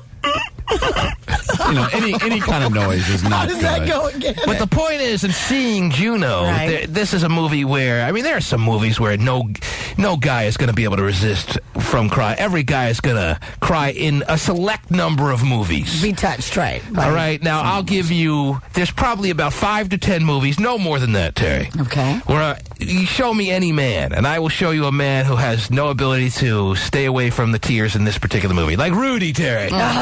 Rudy gets me every time. When Rudy Rudiger opens up that acceptance letter from Notre Dame and realizes all his dreams have finally come true and he's made it into that school that he's always dreamed about, Terry, you can't help. I don't care how strong a man you are. My son's going to Notre Dame. You can't help but well up with tears. Right. Now, I don't think you're sucking up any moisture. Congratulations. Now, maybe it was when he's being carried off the field, you're going heavy with the moisture and the sucking and the snorts and everything. The snorts. You're bringing in snorts. Well, I'm talking about Rudy Rudiger, Terry. I'm talking about one of the very few amounts of movies that are out there that no man can get through without crying. And this is a sports movie, so it's okay to cry because it balances itself out because you're watching a sports movie. You were obviously a guy who was so into sports that you couldn't help but get all emotional as far as this dude's plight, and then you start crying when he gets carried off the field. He's the last person to be carried off the field in Notre Dame history, Terry. There probably will never be another one. The last player to ever be carried off the field on the other player's shoulders. Their coach is too heavy now. That's right. They ain't carrying him off the field. Ain't happening. Loses the thruster when it's a forklift. Now, what other movies could no guy get through no matter how tough or masculine or whatever you would consider a guy to be, that is just not the type to be, the crying type, if you will. Not that crying is any sign of any surplus of masculinity or whatever, but you shouldn't be crying in Juneau. well, you shouldn't be crying facing the media after your team lost in the division playoffs. I mean, yeah, it's upsetting. Yeah, you put a lot of effort into trying to move on in the playoffs, but don't cry in front of the media. Would you please?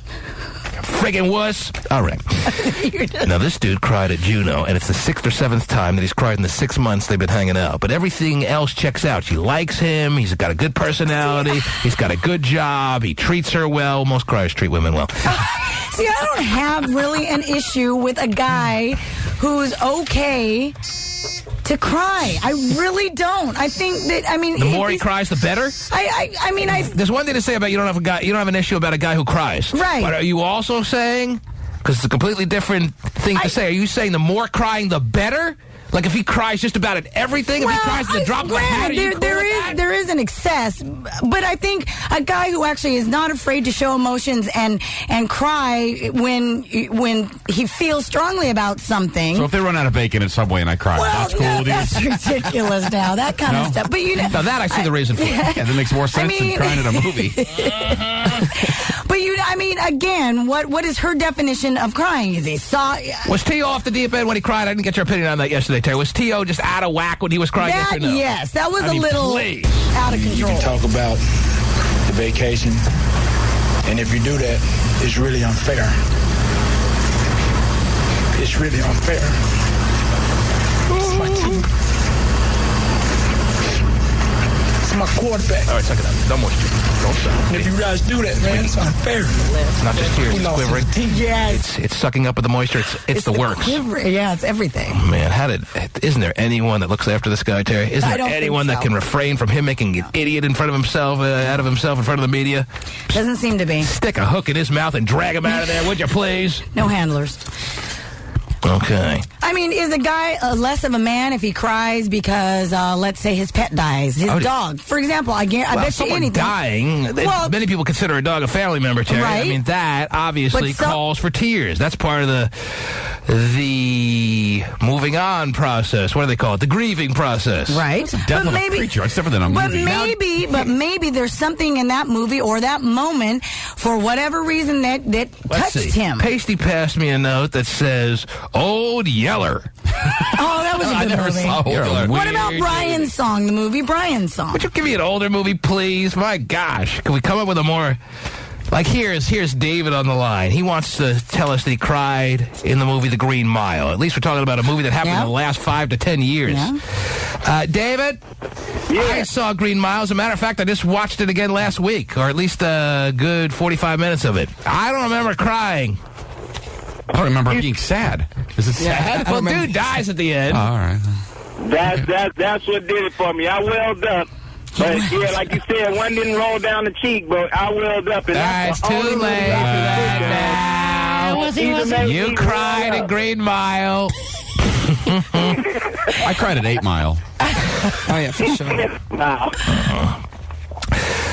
David, you had no business crying or welling up during Green Mile, but thanks for calling. Anyway, back to this girl who wrote the letter. Yes. Again, like I said, I don't have... You didn't see Juneau. No. There's no point in Juneau where you cry. Even when she's crying... even when you, Juneau, maybe, whatever. Even when the character Juneau's crying, you don't cry with her.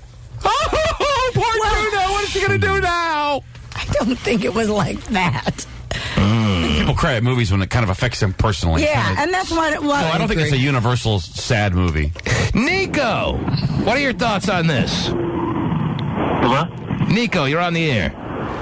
Yeah, nah, if you cry, you're a bitch. Wow. Yeah, those are bold words, but that's the truth. So you never show any emotions, Nico. You're just stone cold, man. But he realizes it's a movie and you need to relax. It's not real people and real people. Maybe what he was trying to say, maybe if I could paraphrase for it, Nico, if you're gonna cry at a movie and you're a guy, you turn to your woman and you say, bitch, leave, I gotta cry. I don't want you to see me like this. I'm really a tough guy, trust me. That's why I just called you bitch. Didn't you get that? That does help keep the tears in when you're with your wife or a girl, because you don't want them to see that crap. Oh, my God. Can you go to the bathroom or something? Yeah. I got to have a good cry here, and I don't want anyone to know about it. Jimmy cried in Forrest Gump. Again, another movie. I don't know where you cry. It's like a 3-hour movie. You're either going to cry through the whole thing or you don't cry at all. When she dies of AIDS. Yeah, when she dies. She dies of AIDS. You were like, oh, wow, I didn't know that they even knew what AIDS was back when this movie is supposedly taking place. That's weird. Someone that used intravenous drugs died of AIDS? Wow. So sad. I didn't cry when she died of AIDS. I didn't either. You saw it coming. She had a bad lifestyle. I cried when I found out I couldn't get my money back after sitting there for 3 hours. I couldn't get 3 hours of my life back. No, I liked the movie, too. I liked Forrest Gump. But, I mean, you don't cry in Forrest Gump. Jimmy? It was sad. Well, the fact that his mom died, that kind of touched me. Right. Well, that's what I'm saying. Either there are a million places to cry in Forrest Gump, or you just don't cry. But again, but I mean, it watered up my eyes. I didn't actually sob. I wanted to say the same. Hey, No Tear did roll down the cheek, man. Right, so I had control over the water. Matt cried in Armageddon. What? Are you serious? That Ben Affleck, he really gives a hell of a performance. Matt, are you there? I am. You cried in Armageddon? I did. Uh-huh. Yeah, this isn't going well as far as our male listeners. No, it's not. So actually, it's something about Steven Tyler's voice, T-Man. It's actually really nice to hear that. It's not nice to hear. I mean, that they're okay with it. Now I'm believing there are dudes crying in Juno. God, yes. Season I thought. Not in Juno, though. What's that, Matt? I said Bruce Willis. He's a man's man, and if he starts crying, everybody else should be allowed to. Right. All right. Thanks for the call. Armageddon. What about like The Pursuit of Happiness or something? Or Will Smith? I just saw that like a month or so ago. And there's moments where you could probably well up, and that one was a little. I think of the last movie I cried in, because I know there's probably something since Rudy that I cried in. We Are Marshall. I know which one. Oh, Two Brothers. Oh, that's right. Oh, my God. Oh, you're giving this guy a hard time. And that hit me in a special place. But again, because it was something personal, right? That's right. I have a brother that I never really knew. Right. Well, but the thing is that, so maybe something happened at that point that this guy, for whatever reason, something personal, he could relate to. He knocked up a 16-year-old or something. Who knows? But who knows? Very it's emotional. A personal thing. Brian in Pittsburgh cried during Lion King. Oh, really? Okay. When his dad keep these died? to yourself, guys. Yeah, the fact that these guys are so ready. It's a cartoon. Oh, let me get to the phone quick. I got to tell T-Man about this. It's not a real lion. It's a cartoon, you jackass. Brian? Oh, my God. You cried in Lion King? Yes. Oh, sad. What did he say? When Simba died? No, when Mufasa. Oh, Mufasa. Hey, Kuna His Matata, dad. Yeah, whatever. It's our problem free. All right, thanks for sharing. Yeah. No problem. Gary in San Francisco cried during Lucas, one of my, I wouldn't say one of my all-time favorite movies by any means, but definitely a very good movie that I remember from the day, Terry. Uh-huh. The Last American Because I Virgin. was a Lucas-y type in high school. All right? You were Luca Plakia? I had a little Luca Plakia in me in high school, no doubt about it. So if I wasn't crying during that movie, I don't think anyone should. But when they're all, you know what? Now that I'm thinking, when they're all cheering for him at the very last scene, can't help but be overwhelmed by emotion and be. I can see a little crying there, Right. a little maybe not a tear down the eye. Well, but you're overwhelmed with the, Gary, you cried at the end. Are you talking about the last scene? Oh, yeah. Mm-hmm. Where they're all the big football players all of a sudden now are clapping for him. Oh, nothing like the acceptance of big jocks to make you feel so good. I felt bad for the guy when he got his glasses crushed, too. Yeah. With his glasses. Where's he going to get another pair of those? Right. Those are He'll actually have to go out and get stylish ones now. Okay. Gary, thanks for sharing that one with us. Yes. Right on, T-Man. Thank you so much, sir. So you won't give me credit for Brian's song either. You asked for about a sports movie. Brian's song is like cheesy Billy D. Williams, and I don't think it's even the 80s. I think it's the 70s. 71. Holy. But they play it on TV all the time. But they also did a remake in 2001 with Mekhi Phifer and. If you have daddy issues, Big Fish might make you cry. Big Fish is great. That one.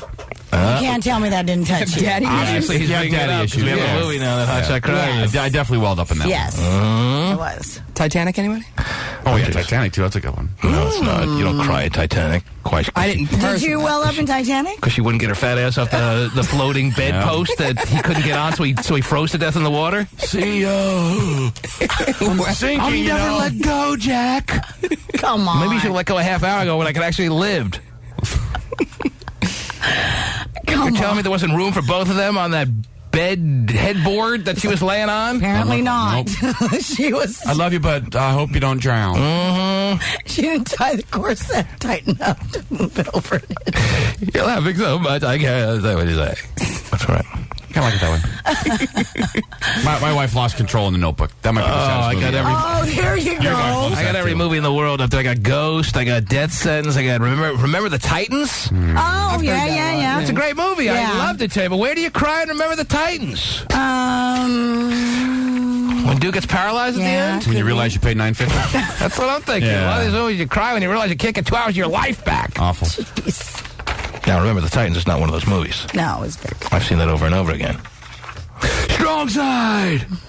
Wake side, or something like that. Anyway, yeah, we really didn't answer this letter writer's question, but I got to take a break, and I guess we'll get back to it when we. Well, I think we did return. answer the question. She shouldn't break up with him, No, I guess, but. And I think that with all the male callers calling in, claiming that they've welled up, or I really didn't cry because not a tear escaped. Yeah, because if you answers the question, then it's okay. If you throw him back to the scrap heap, then before you know it, you're dating the guy who cried in Lion King. Right. Oh, jeez. Where are you at?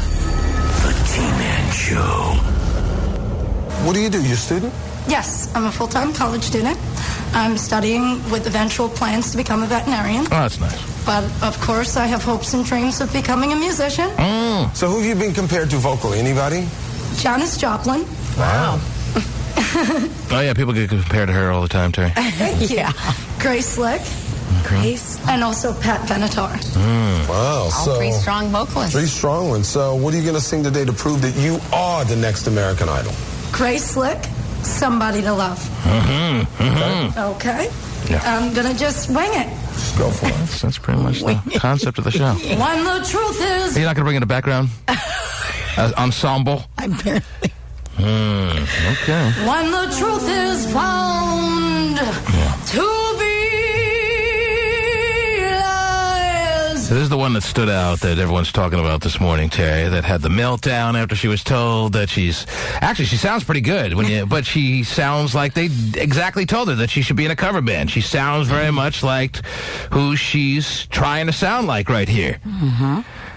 But for her to have the meltdown almost seemed like it was part of her plan, and her plan was executed to perfection, so now she's the talk of the morning at the water coolers of America. That's really what she wanted, probably more than her really feeling that she was the next American Idol. And that's why the show has kind of become a big caricature of itself. Mm-hmm, I agree.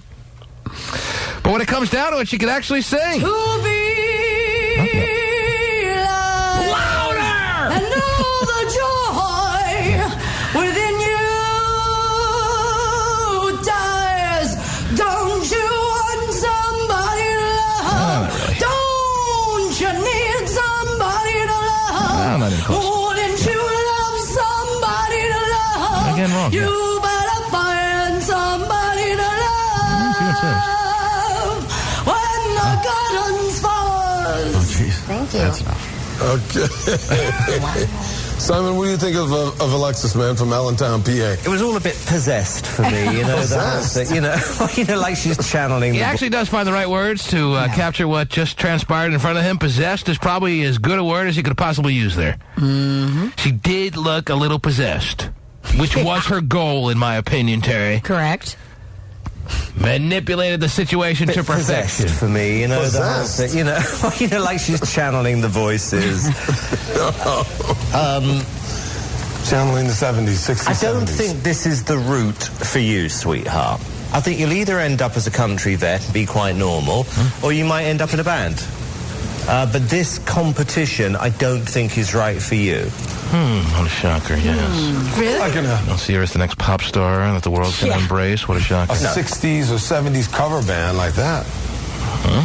Yeah, and who gets all the gigs at clubs these days? 80s cover bands. Right. Who gets all the notoriety on the flyers that you see passed around everywhere? 80s cover bands. Mm-hmm. She'd probably do better as a regular lead singer of an 80s cover band than she will try to be like one of the... I mean, the realistic hope is that you're one of the runners-up of American Idol. Right. Even if you're the winner, it doesn't guarantee anything. Ask Taylor Hick about that. Yeah, or even Jordan Sparks. She's not doing super. 80s cover bands are getting paid. I don't know what to say. I would love to be able to sing for a band and try. It's an honor to be able to get in front of you guys. I've never really been able to work with professional people. I was a bit scared. Ready, yes or no? No, not good enough for the show, but I like the kind of 60s cover band. Do a Jefferson Airplane cover band. Pull it. I'm going to have to pass. Sorry, sweetheart. Thank you very much. Thank you. Thank you for your I'm talent. sorry I couldn't do it. It But you're talented. You're very talented. Peace, love, and chicken grease, man.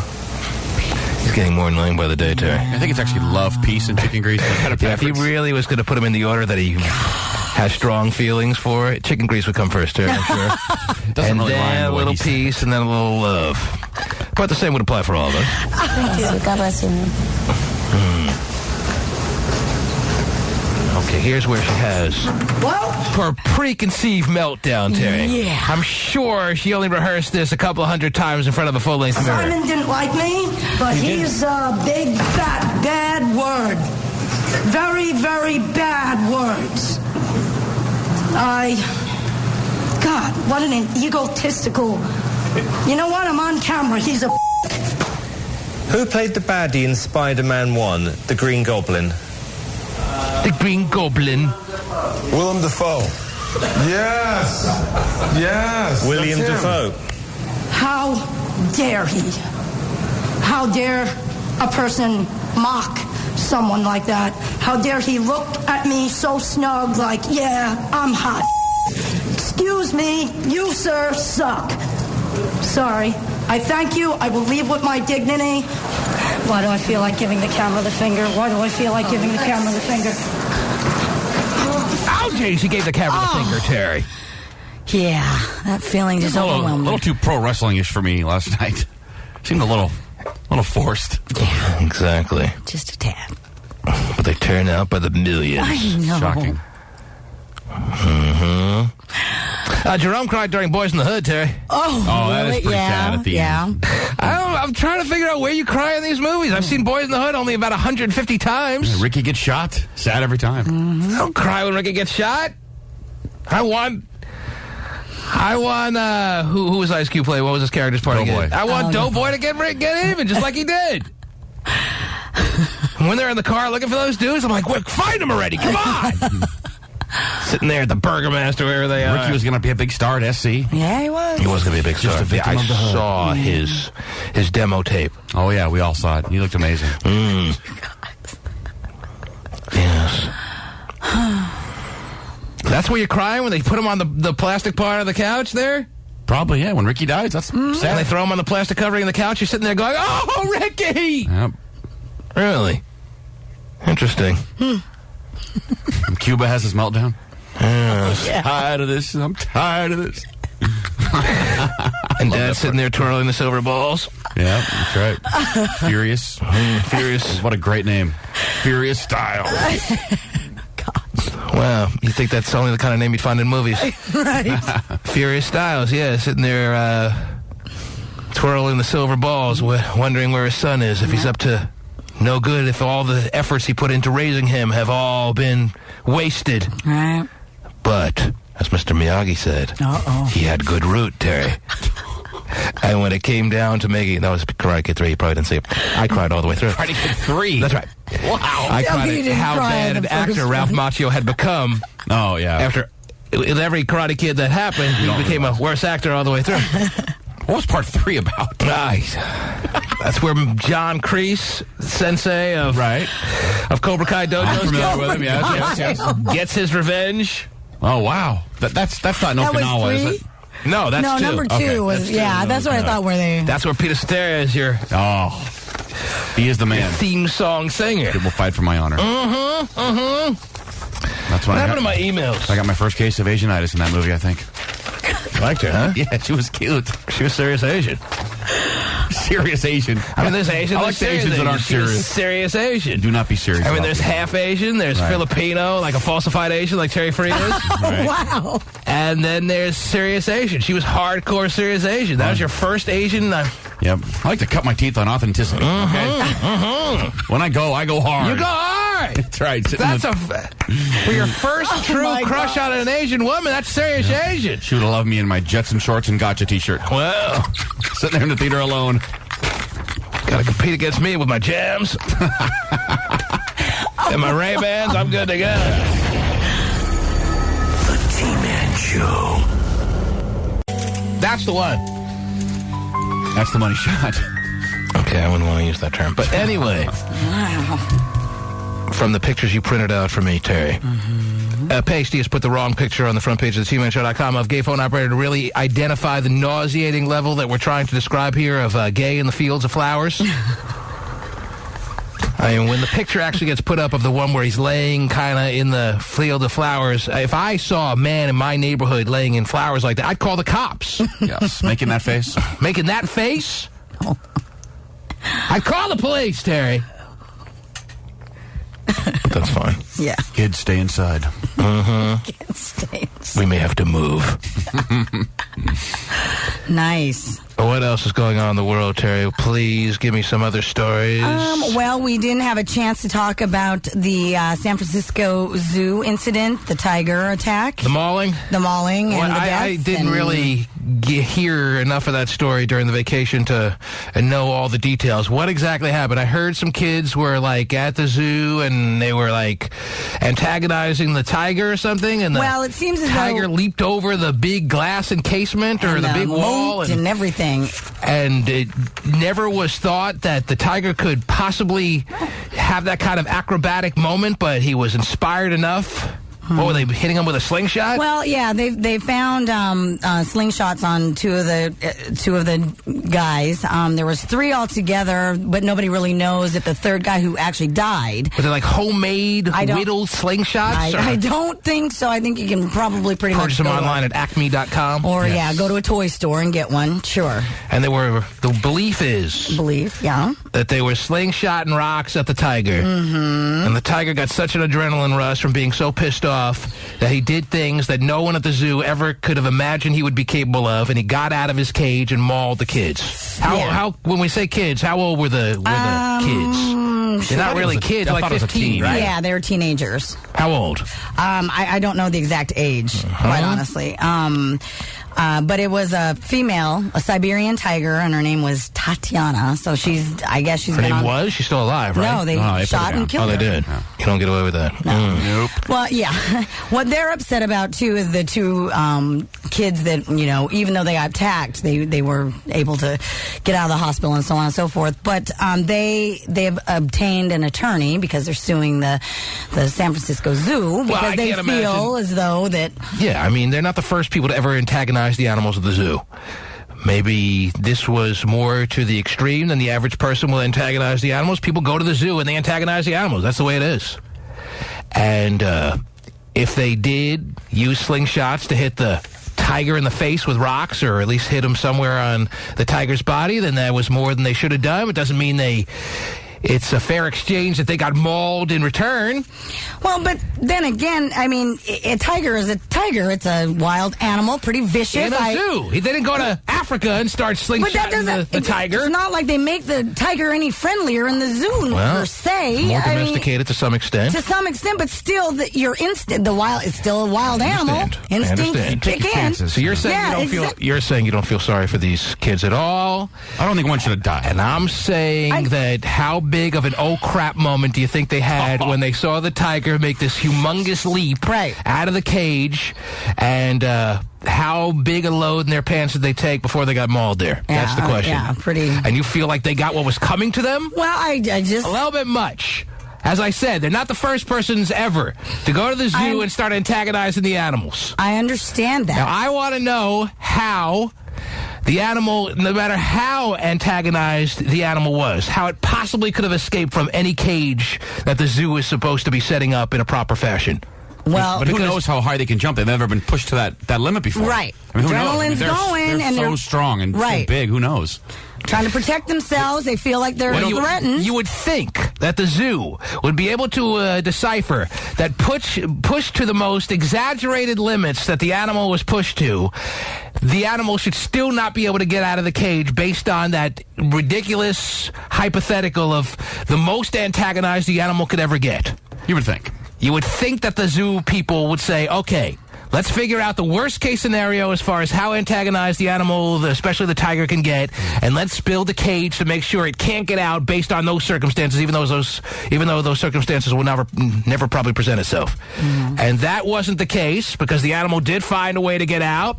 There's a dead teenager now, and even though the teenager did some stuff, doesn't mean there isn't part of the average human being that feels terribly sorry for this teenager. Come on. Now, you're not one of them, obviously, Terry, because you're a cold-hearted snake that needs your own cage in the zoo. She could get out, too, I bet. Oh, I bet you can. Boy, money on you every time, Terry. Slithery type. But I will say this as well. I guarantee you're not alone in feeling like you don't feel sorry for the way the kids got a little bit and then some in return. I wish I would have got a few scratches and some bites, but I don't know about death. I would have liked a nice mauling, but they lived.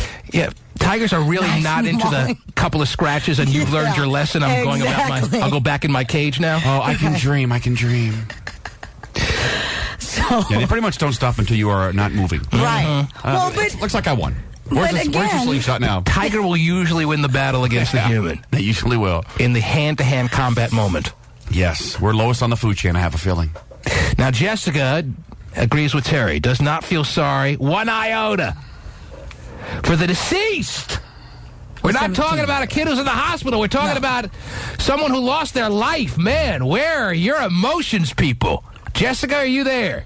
Yes, I'm here. Good morning. Good morning to you. Hope you guys had good holidays. But yeah, not to change the subject. I don't feel sorry at all. Rave reviews. You don't feel sorry at all. No, I think, first of all, I think it's bad enough that we take... Thanks, baby. I think it's bad enough that we take animals out of their natural habitat and stick them in a zoo to be watched like some circus show. And then on top of it, you throw things at them and antagonize them. Hey, that's really stupid. And if you're going to be that stupid, hey, then you deserve to die. Deserve to die. Opinion. All right. I'm also a vegetarian, so I have a little bit of the animal rights. Yeah, I think that was easy to interpret and pick up on.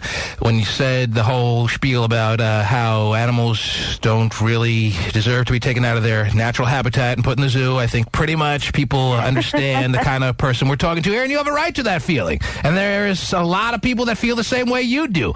But I would even think that those people that are vegetarians and that are looking out for animals more than the average person would still have some place in them that feels sorry for the 15-year-old, I'll say, for lack of knowledge here. Just to put it in a nice round number. You don't know the age of the person that died? 17. 17. Mm-hmm. Okay. According to certainly old enough to understand consequences at 17. Sure. But you're at a zoo, you expect that you are safe from the animals.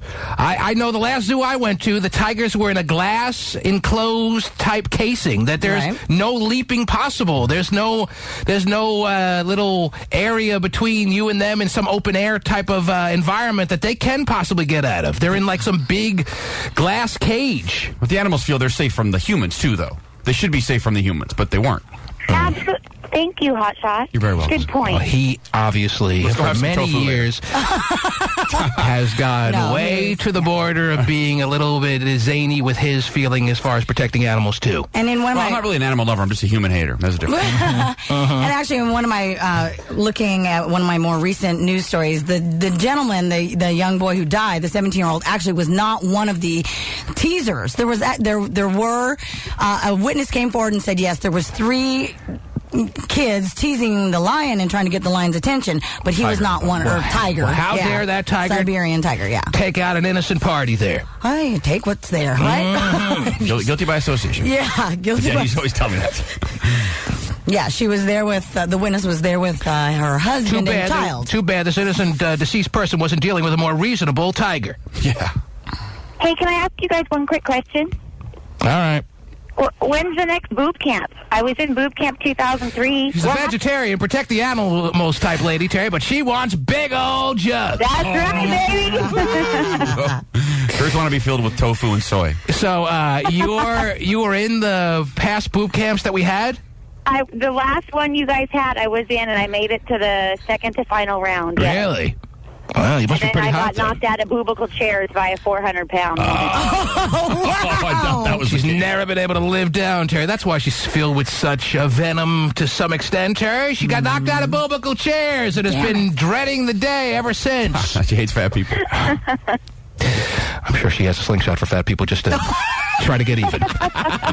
Jessica, maybe we'll be doing boob camp sometime this year. I don't know. It's the first day of 2008. Give us a couple of minutes to figure things out, all right? Oh, okay. Okay, my love. Take care. Thanks for making the call to us. You guys are great. I Take love care. y'all. All right, there you go. She'll be at the Chinese buffet later with her slingshot taunting the fat people.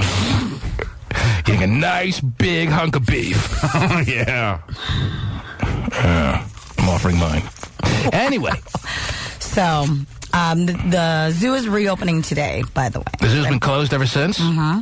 Yeah, they have some renovations they need to make, I would think, Terry. Yeah, they are. Imagine the person in charge of the zoo getting that phone call at home. Well, that's hey, you know that Siberian tiger we have? Yeah. He got out. And... yeah. Not good. You might want to come down here. You might want to come down and bring the blueprints. Right. Well, they're the victims, I guess you could say they are. The victims, right? Are accusing the zoo of waiting 30 minutes to call 911. All right, whatever. I'm sure they can go over with a fine-tooth comb all that could have been done better. Sure. And in these situations, it's a little bit of a hairy situation, no pun intended, all right? I understand. I am of the belief that no 17-year-old, especially based on these circumstances, deserves to lose their life under really any circumstances. So the fact that you're sitting there, Terry, in a callous fashion saying that you have no sorrow whatsoever for a person that lost their life is ridiculous to me. Now, do I believe we should go around at the zoo slingshotting the animals? Of course not. And is it the best circumstance that you have animals at a zoo altogether? Maybe not. Does it make little kids happy? Yes, it does. Little kids love the zoo. Mm-hmm. So there's something to be said in that aspect. Does it make it right altogether? Maybe not. But when it comes down, let's say the most primary aggressor with the slingshot would have been the one to lose their life. All right, let's say that it was that scenario. Still then, there's no way that I would say, oh, he got what was coming to him. Please. What kind of person are you? It's not a rhetorical question. What kind of person are you? I'm a good person, actually. Is that right? Yes, I am. Oh, jeez. Well, let's go to the zoo today and watch the tigers in their natural habitat of painted cement and chlorine-filled water. Can't imagine why they're here. A little irritated. Right. I remember cement in Africa. Thanks. Right. Yeah. Jesus. Shelley in Redwood City, hello. Hello. Yes, what can I do for you? Quick comment to add to the story. It wasn't that they were just taunting the tiger from outside the cage. There's also reports of there was an actual footprint inside the actual cage. Well, maybe it was the Loch Ness Monster's footprint. No, they said it had to do more of like a kid around their age. So somebody stepped into the cage. She's telling you it wasn't Loch Ness Monster. Well, where? Thanks for dispelling that possible theory. Where were all the zoo staff when this was going on? Was this after hours or something? I told you. Christmas Day when the zoo open. The zoo was open. Yes. On Christmas Day. Yes. Well, that's not biblical in and of itself. Yeah, and they said that the whole zoo should have been struck by lightning. Not really. They said one of the kids probably jumped into it, and the tiger actually followed the kid get back out. That's how he knew how to get out. So it wasn't like he jumped out and then... All right, well, I didn't hear... The thing I don't get is how it only chose the people that were taunting him or her, but didn't go back to any other people besides the people that taunted her. Well, if I'm picking up on your tone correctly, I'm also feeling like I have someone on the line who, if the scenario was that the greatest offender of this group of teenagers that were antagonizing the tiger was the one that died, you wouldn't feel sorry for him either. Is that right? I feel bad. No, you don't. You don't feel bad at all. I do feel bad, but I feel, if tigers are such vicious animals, why did it only choose the people that went after them and not random people that were running by as well? So there's a large part of you that feels that they got what they had coming to them. Yes. Thanks for the call. Gloria in Seattle, you're on the air. Hi, how are you? Hello, Gloria. Well, the only thing I have to say about this is Steve Irwin. Steve Irwin, yes. The what they call the crocodile hunter, yes. You know, he was a professional, and he still got attacked by an animal, even though he didn't know what he was doing. Well, the stingray, yeah. So now these kids come and taunt the animals, and they're wild animals. They have instincts to kill, so they obviously got what they deserve. But there's a feeling that when you go to the zoo that you are in a comfort zone where you don't have to worry about the animals running after you. But there could be malfunctions, though. You go on a roller coaster, you assume you're going to live. However, your feet are stuck in the air. It's stuck for 2 hours.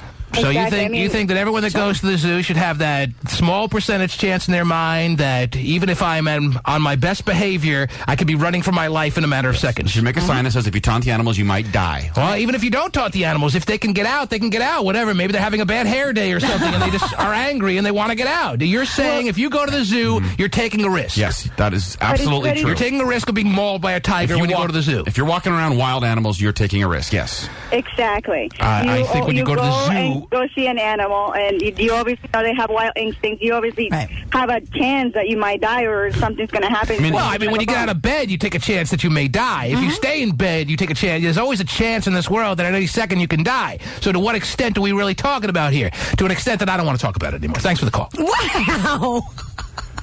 Sometimes animals, they're not pushed enough. They don't really apply themselves. An elephant could run through any fence that's put up. He just doesn't know any better. So, there is a chance that if an elephant got spooked, he could fly through the fence and maul or crush someone to death. So have fun at the zoo this week, kids. You'll have a nice field trip.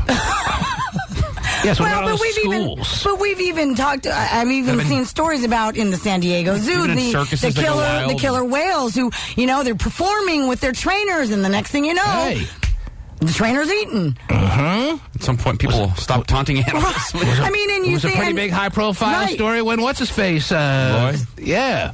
Frick and Frack. What are their names? Siegfried and Roy. Siegfried and Roy. Yeah. Right. And these ask him about that. Yeah. And he's Why didn't I ride a unicycle instead of do magic like this? Well, those unicycles are very dangerous. Jackie in San Leandro, hello. Hello? Yes, Jackie.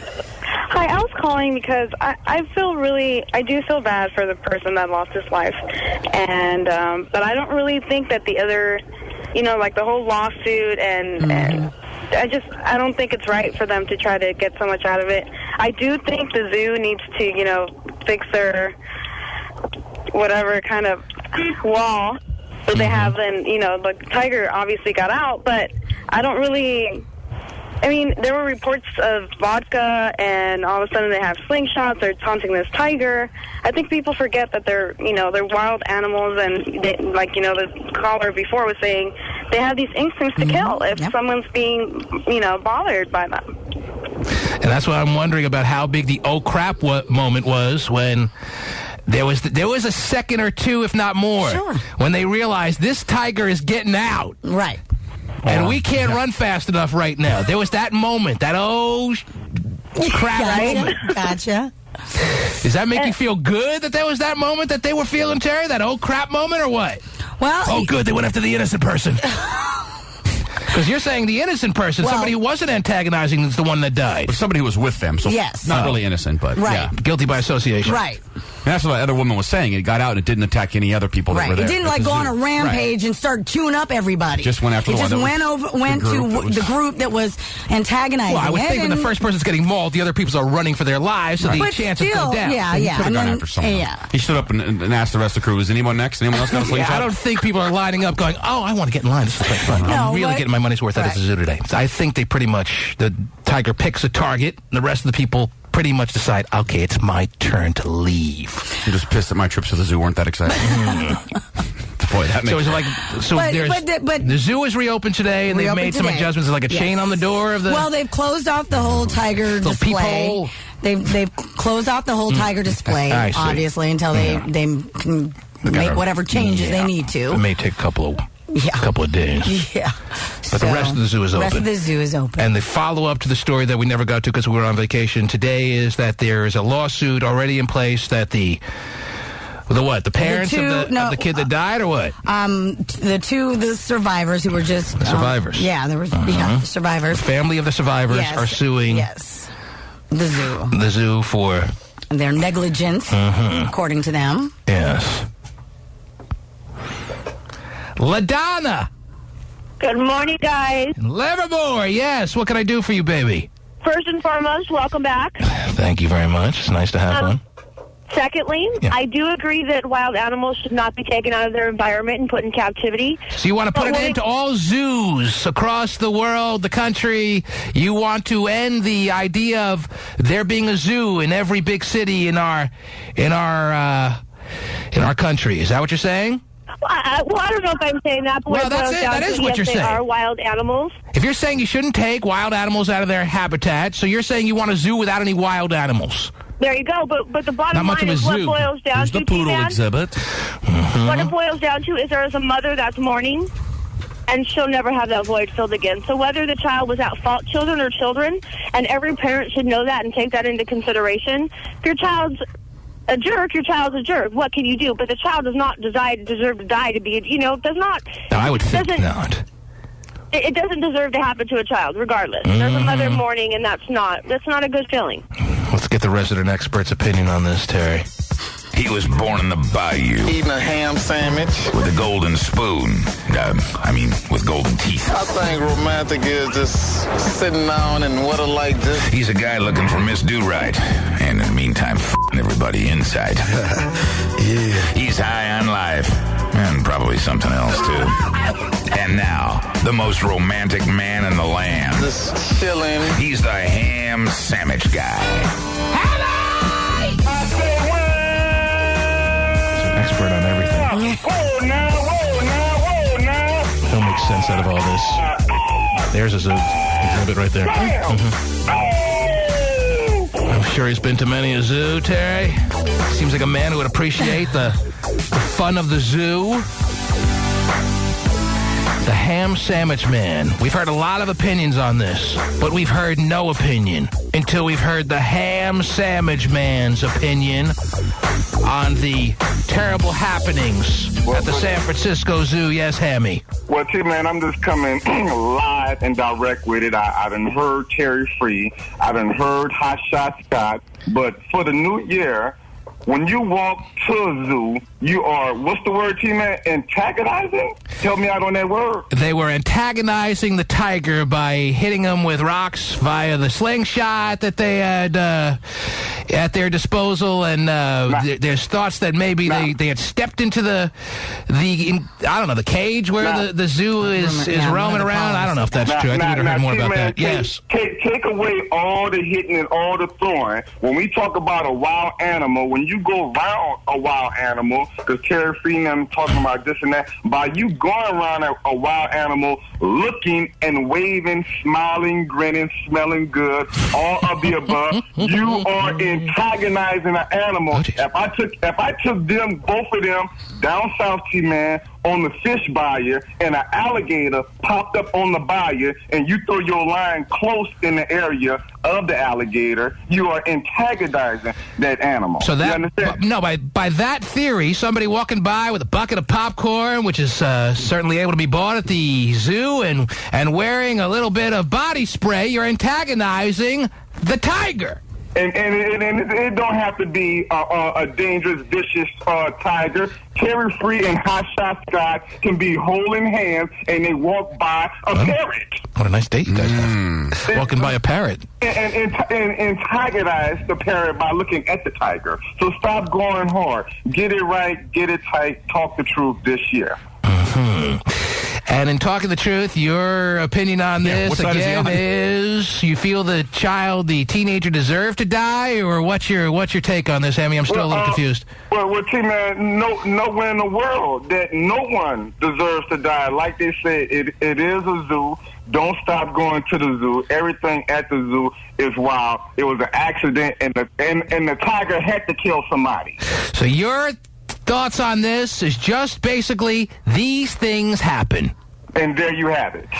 And you're not wanting to stop anyone from going to the zoo in the future. You're not saying you want to abolish all zoos in the world. You're just saying, hey, every once in a while, these things happen. Let's move on with our lives. These things happen. And for them listeners, and to Terry Free and Hot Shot Scott, don't stop going to the zoo because I'm an animal outside the zoo. And if you walk by the ham sandwich man, you may get mauled. And you're not coming out alive. Especially if you have popcorn and body spray. Not in that order. I understand. So just part of life. The ham sandwich man isn't mad at the tiger. He's not mad at the teenagers. He's just saying, you're not mad at the teenagers for antagonizing the animal, or are you? Not at all, T-Man, because the minute you go to for instance, take the tiger away. You in the zoo and you like you said, the tigers was behind the glass. Okay, for instance, if there was a killer shark in the water behind the glass and you waving at the shark. Yes. You are antagonizing it. People do not stop antagonizing them animals because that's what we do. So Hammy is saying that just by showing up, you have begun antagonizing. Now, to the level you'll continue to antagonize, that's up to you. But just by paying a ticket of admission to go to the zoo, you have antagonized the animals. And there you have it. Yes. Happy holidays. Good 2008. I will be back on the Mars. Powers to all the Capricorns. My birthday is Sunday. I'll be out and about somewhere into all my roadkill, into all my fire red bone. I'm going to be in love with y'all this year, and hopefully I can make me a baby or some children this year. Oh, geez. Man. That's his goal. New Year's resolution. He wants one or the other? Man wants to leave 2008 as a daddy. Aww. Hammy, thank you for the call. Whoa, nah. T-Man Show. Okay, I got Elizabeth on the phone lines, who says she used to work at the San Francisco Zoo and animals get loose all the time. Or she used to work there. When did you, Elizabeth, you there? Yes, I'm here. When did you work there? How long ago? It's been about 20 years, but I used to... 20 years ago she worked there. Well, they didn't have the technology that we do. I mean, walls weren't invented until, 92? Yes, that's right. Walls were the same as they were before. So, animals got loose all the time, so you were aware of this for some time. Is that right? Yes, but... I see. Being an employee there, you're not supposed to talk about that. Oh, I see. Well, now it's being talked about, kind of. Well, now it's been 20 years later, so I... Yeah. So that was in your code of conduct contract that you signed. Don't tell the people Exactly. that they're inches away from getting mauled every time they give a friendly wave to the zebra. Right. Well, they were getting mauled. The thing is that the animals would escape. And one time I was working in my booth, and they had radioed, and they told me, you got to stay in your booth because there's an animal loose. Oh, okay. I'm sure you've heard that a couple times in your life. Anyway, how long ago has it been since you escaped, Gay, and why'd you hang up before? And by the way, make sure those pictures, I put them up for a few seconds, but now they can definitely come down. I don't want to go through the day with those pictures of Gay phone operator in the flowery fields up on the tmanshow.com. You understand, right, Gay? Well, if you're going to have the photo up, you can at least have my email so they can contact me. Nobody will. Don't worry. Your email's as good as not being up. Yes. Nobody. Might get a date out of it or something. With that picture? You never. That picture. Well, with the bottom one. That picture is unnecessary, and that's the nicest word I can use. And I told you that photo was done as a joke. It wasn't meant to be I don't serious. believe... No, there's no such thing as joking in this world. Everything is 75% serious, even when you're joking in this world of ours. Hey, I wasn't thinking I was where's the looking big cute in belly that photo laugh? at all. I know where the big belly is, but where's the big belly laugh that comes with this photo of you in the flowery fields that has keep it up for 5 more minutes while we're talking about it, but then don't forget before you leave today, Pasty, more important than turning off the lights and locking the doors, make sure you take that picture down. Where's the big, knee slapper moment of the Gay phone operator picture in the flowery field, Gay? Because it's just a little joyful gay moment. Joyful. I'm that holding I the can't flowers fight. right in between my legs, you know. Oh, jeez. It's funny. If somebody told you that you looked great in that picture, you wouldn't say it was a spoof. No, I would no. I would Right, think, so okay, it's- they kind of fit. So is there some irony that there's a flower between your legs there? Is that the whole point of it? Exactly. Or what? Okay. He's been deflowered a long time now. This is what happens when you take Gay out of the wild. I don't get it. Anyway. Oh, gosh. Gay. Yeah. Thank you for helping us start the inaugural show of 2008 off with a bang. I'm so glad you're back. Oh, geez, it's nice to have one. And we look forward to continued participation from you throughout the entire calendar year. Thank you so much. All right. You have a great gay day. You have a good day. Oh, geez. Not I don't good. like the way he says that, Terry. No. And a final call amongst many that have been waiting a long time, Terry. Let me just put on Charles, who says, take all the animals out of the wild. Who cares? You want to hear from him? Sure. Charles, you got the final word. Yeah, T-Man. Hey, the people on your radio are saying, oh, it's wrong to take the animals out, but hey, if we never took them out, we never get to see those animals. There's a lot of people that don't get to see them, Well, not everyone could afford the safari extravaganza in Africa, Terry. True. Exactly. It's a little spendy, yeah. The Discovery Channel isn't like the same thing as seeing them in person. Mm-hmm. Charles believes that there is good enough reasons, like a lot of people do out there, to set up the zoo-type establishment that has been flourishing for many a decade now. Seeing a tiger lay on concrete isn't really like taking a safari, though. Right. Yes, Charles. Jesus. Not too much concrete, like you pointed out in the safari. Go ahead, Charles. Hey, and plus, and we're kind of helping the animals, because, if they stay over there, they're going to get hunted or killed somehow. Well, the tiger has had a good run with defending himself. Yeah. But you're right. Other animals maybe are being spared the survival of the fittest type situation, yes. Yeah, people are killing them off. And another like thing, that gazelle exhibit they have, Terry. Oh, yeah, I love that. The gazelle that always seems to be getting the short end of the stick on the Discovery Channel. Oh. That exhibit at the zoo has certainly probably spared him from some maulings that have been overdue, yes. Right. And the wildebeest. Oh, God, the wildebeest. Yes. Whew. Yeah, and see, man, hey, when you antagonize a dog, you're gonna get bit by the dog if you antagonize a dog. You pull a dog's tail, you're gonna get at least that is true. An effort made by the dog to get even. Right. So everyone understands the consequences.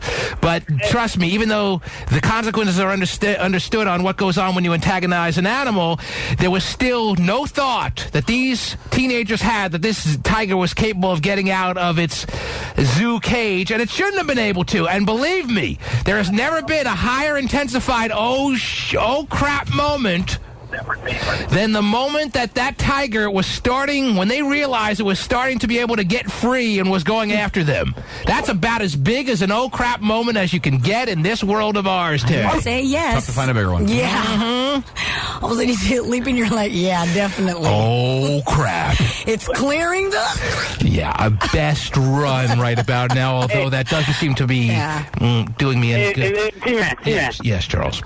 Me and some coworkers were talking yesterday at work about this tiger thing, and we're thinking damn. Water cooler talk. Charles, he's the funniest guy at the water cooler. How it's so scary to get chased by a dog. Damn, imagine being chased by a damn tiger. How scared was a kid? You know what I mean? I understand. It must have been quite the conversation in the break room. Too bad we can't hear more of it. We're not all lucky enough to be coworkers of Charles. Right. And there it was. So it was, Terry. Mm-hmm. Charles did, in fact, get the final word. He did. Yes. More than just one word. And it's a damn shame they're not hiring at Charles's workplace. Because that's all we're going to get from Charles, while his coworkers are getting... Oh, Terry, they're getting endless conversation from Charles. While hydrating. And we only get little snippets. Right. Damn shame, I tell you. See you tomorrow. The T-Man Show.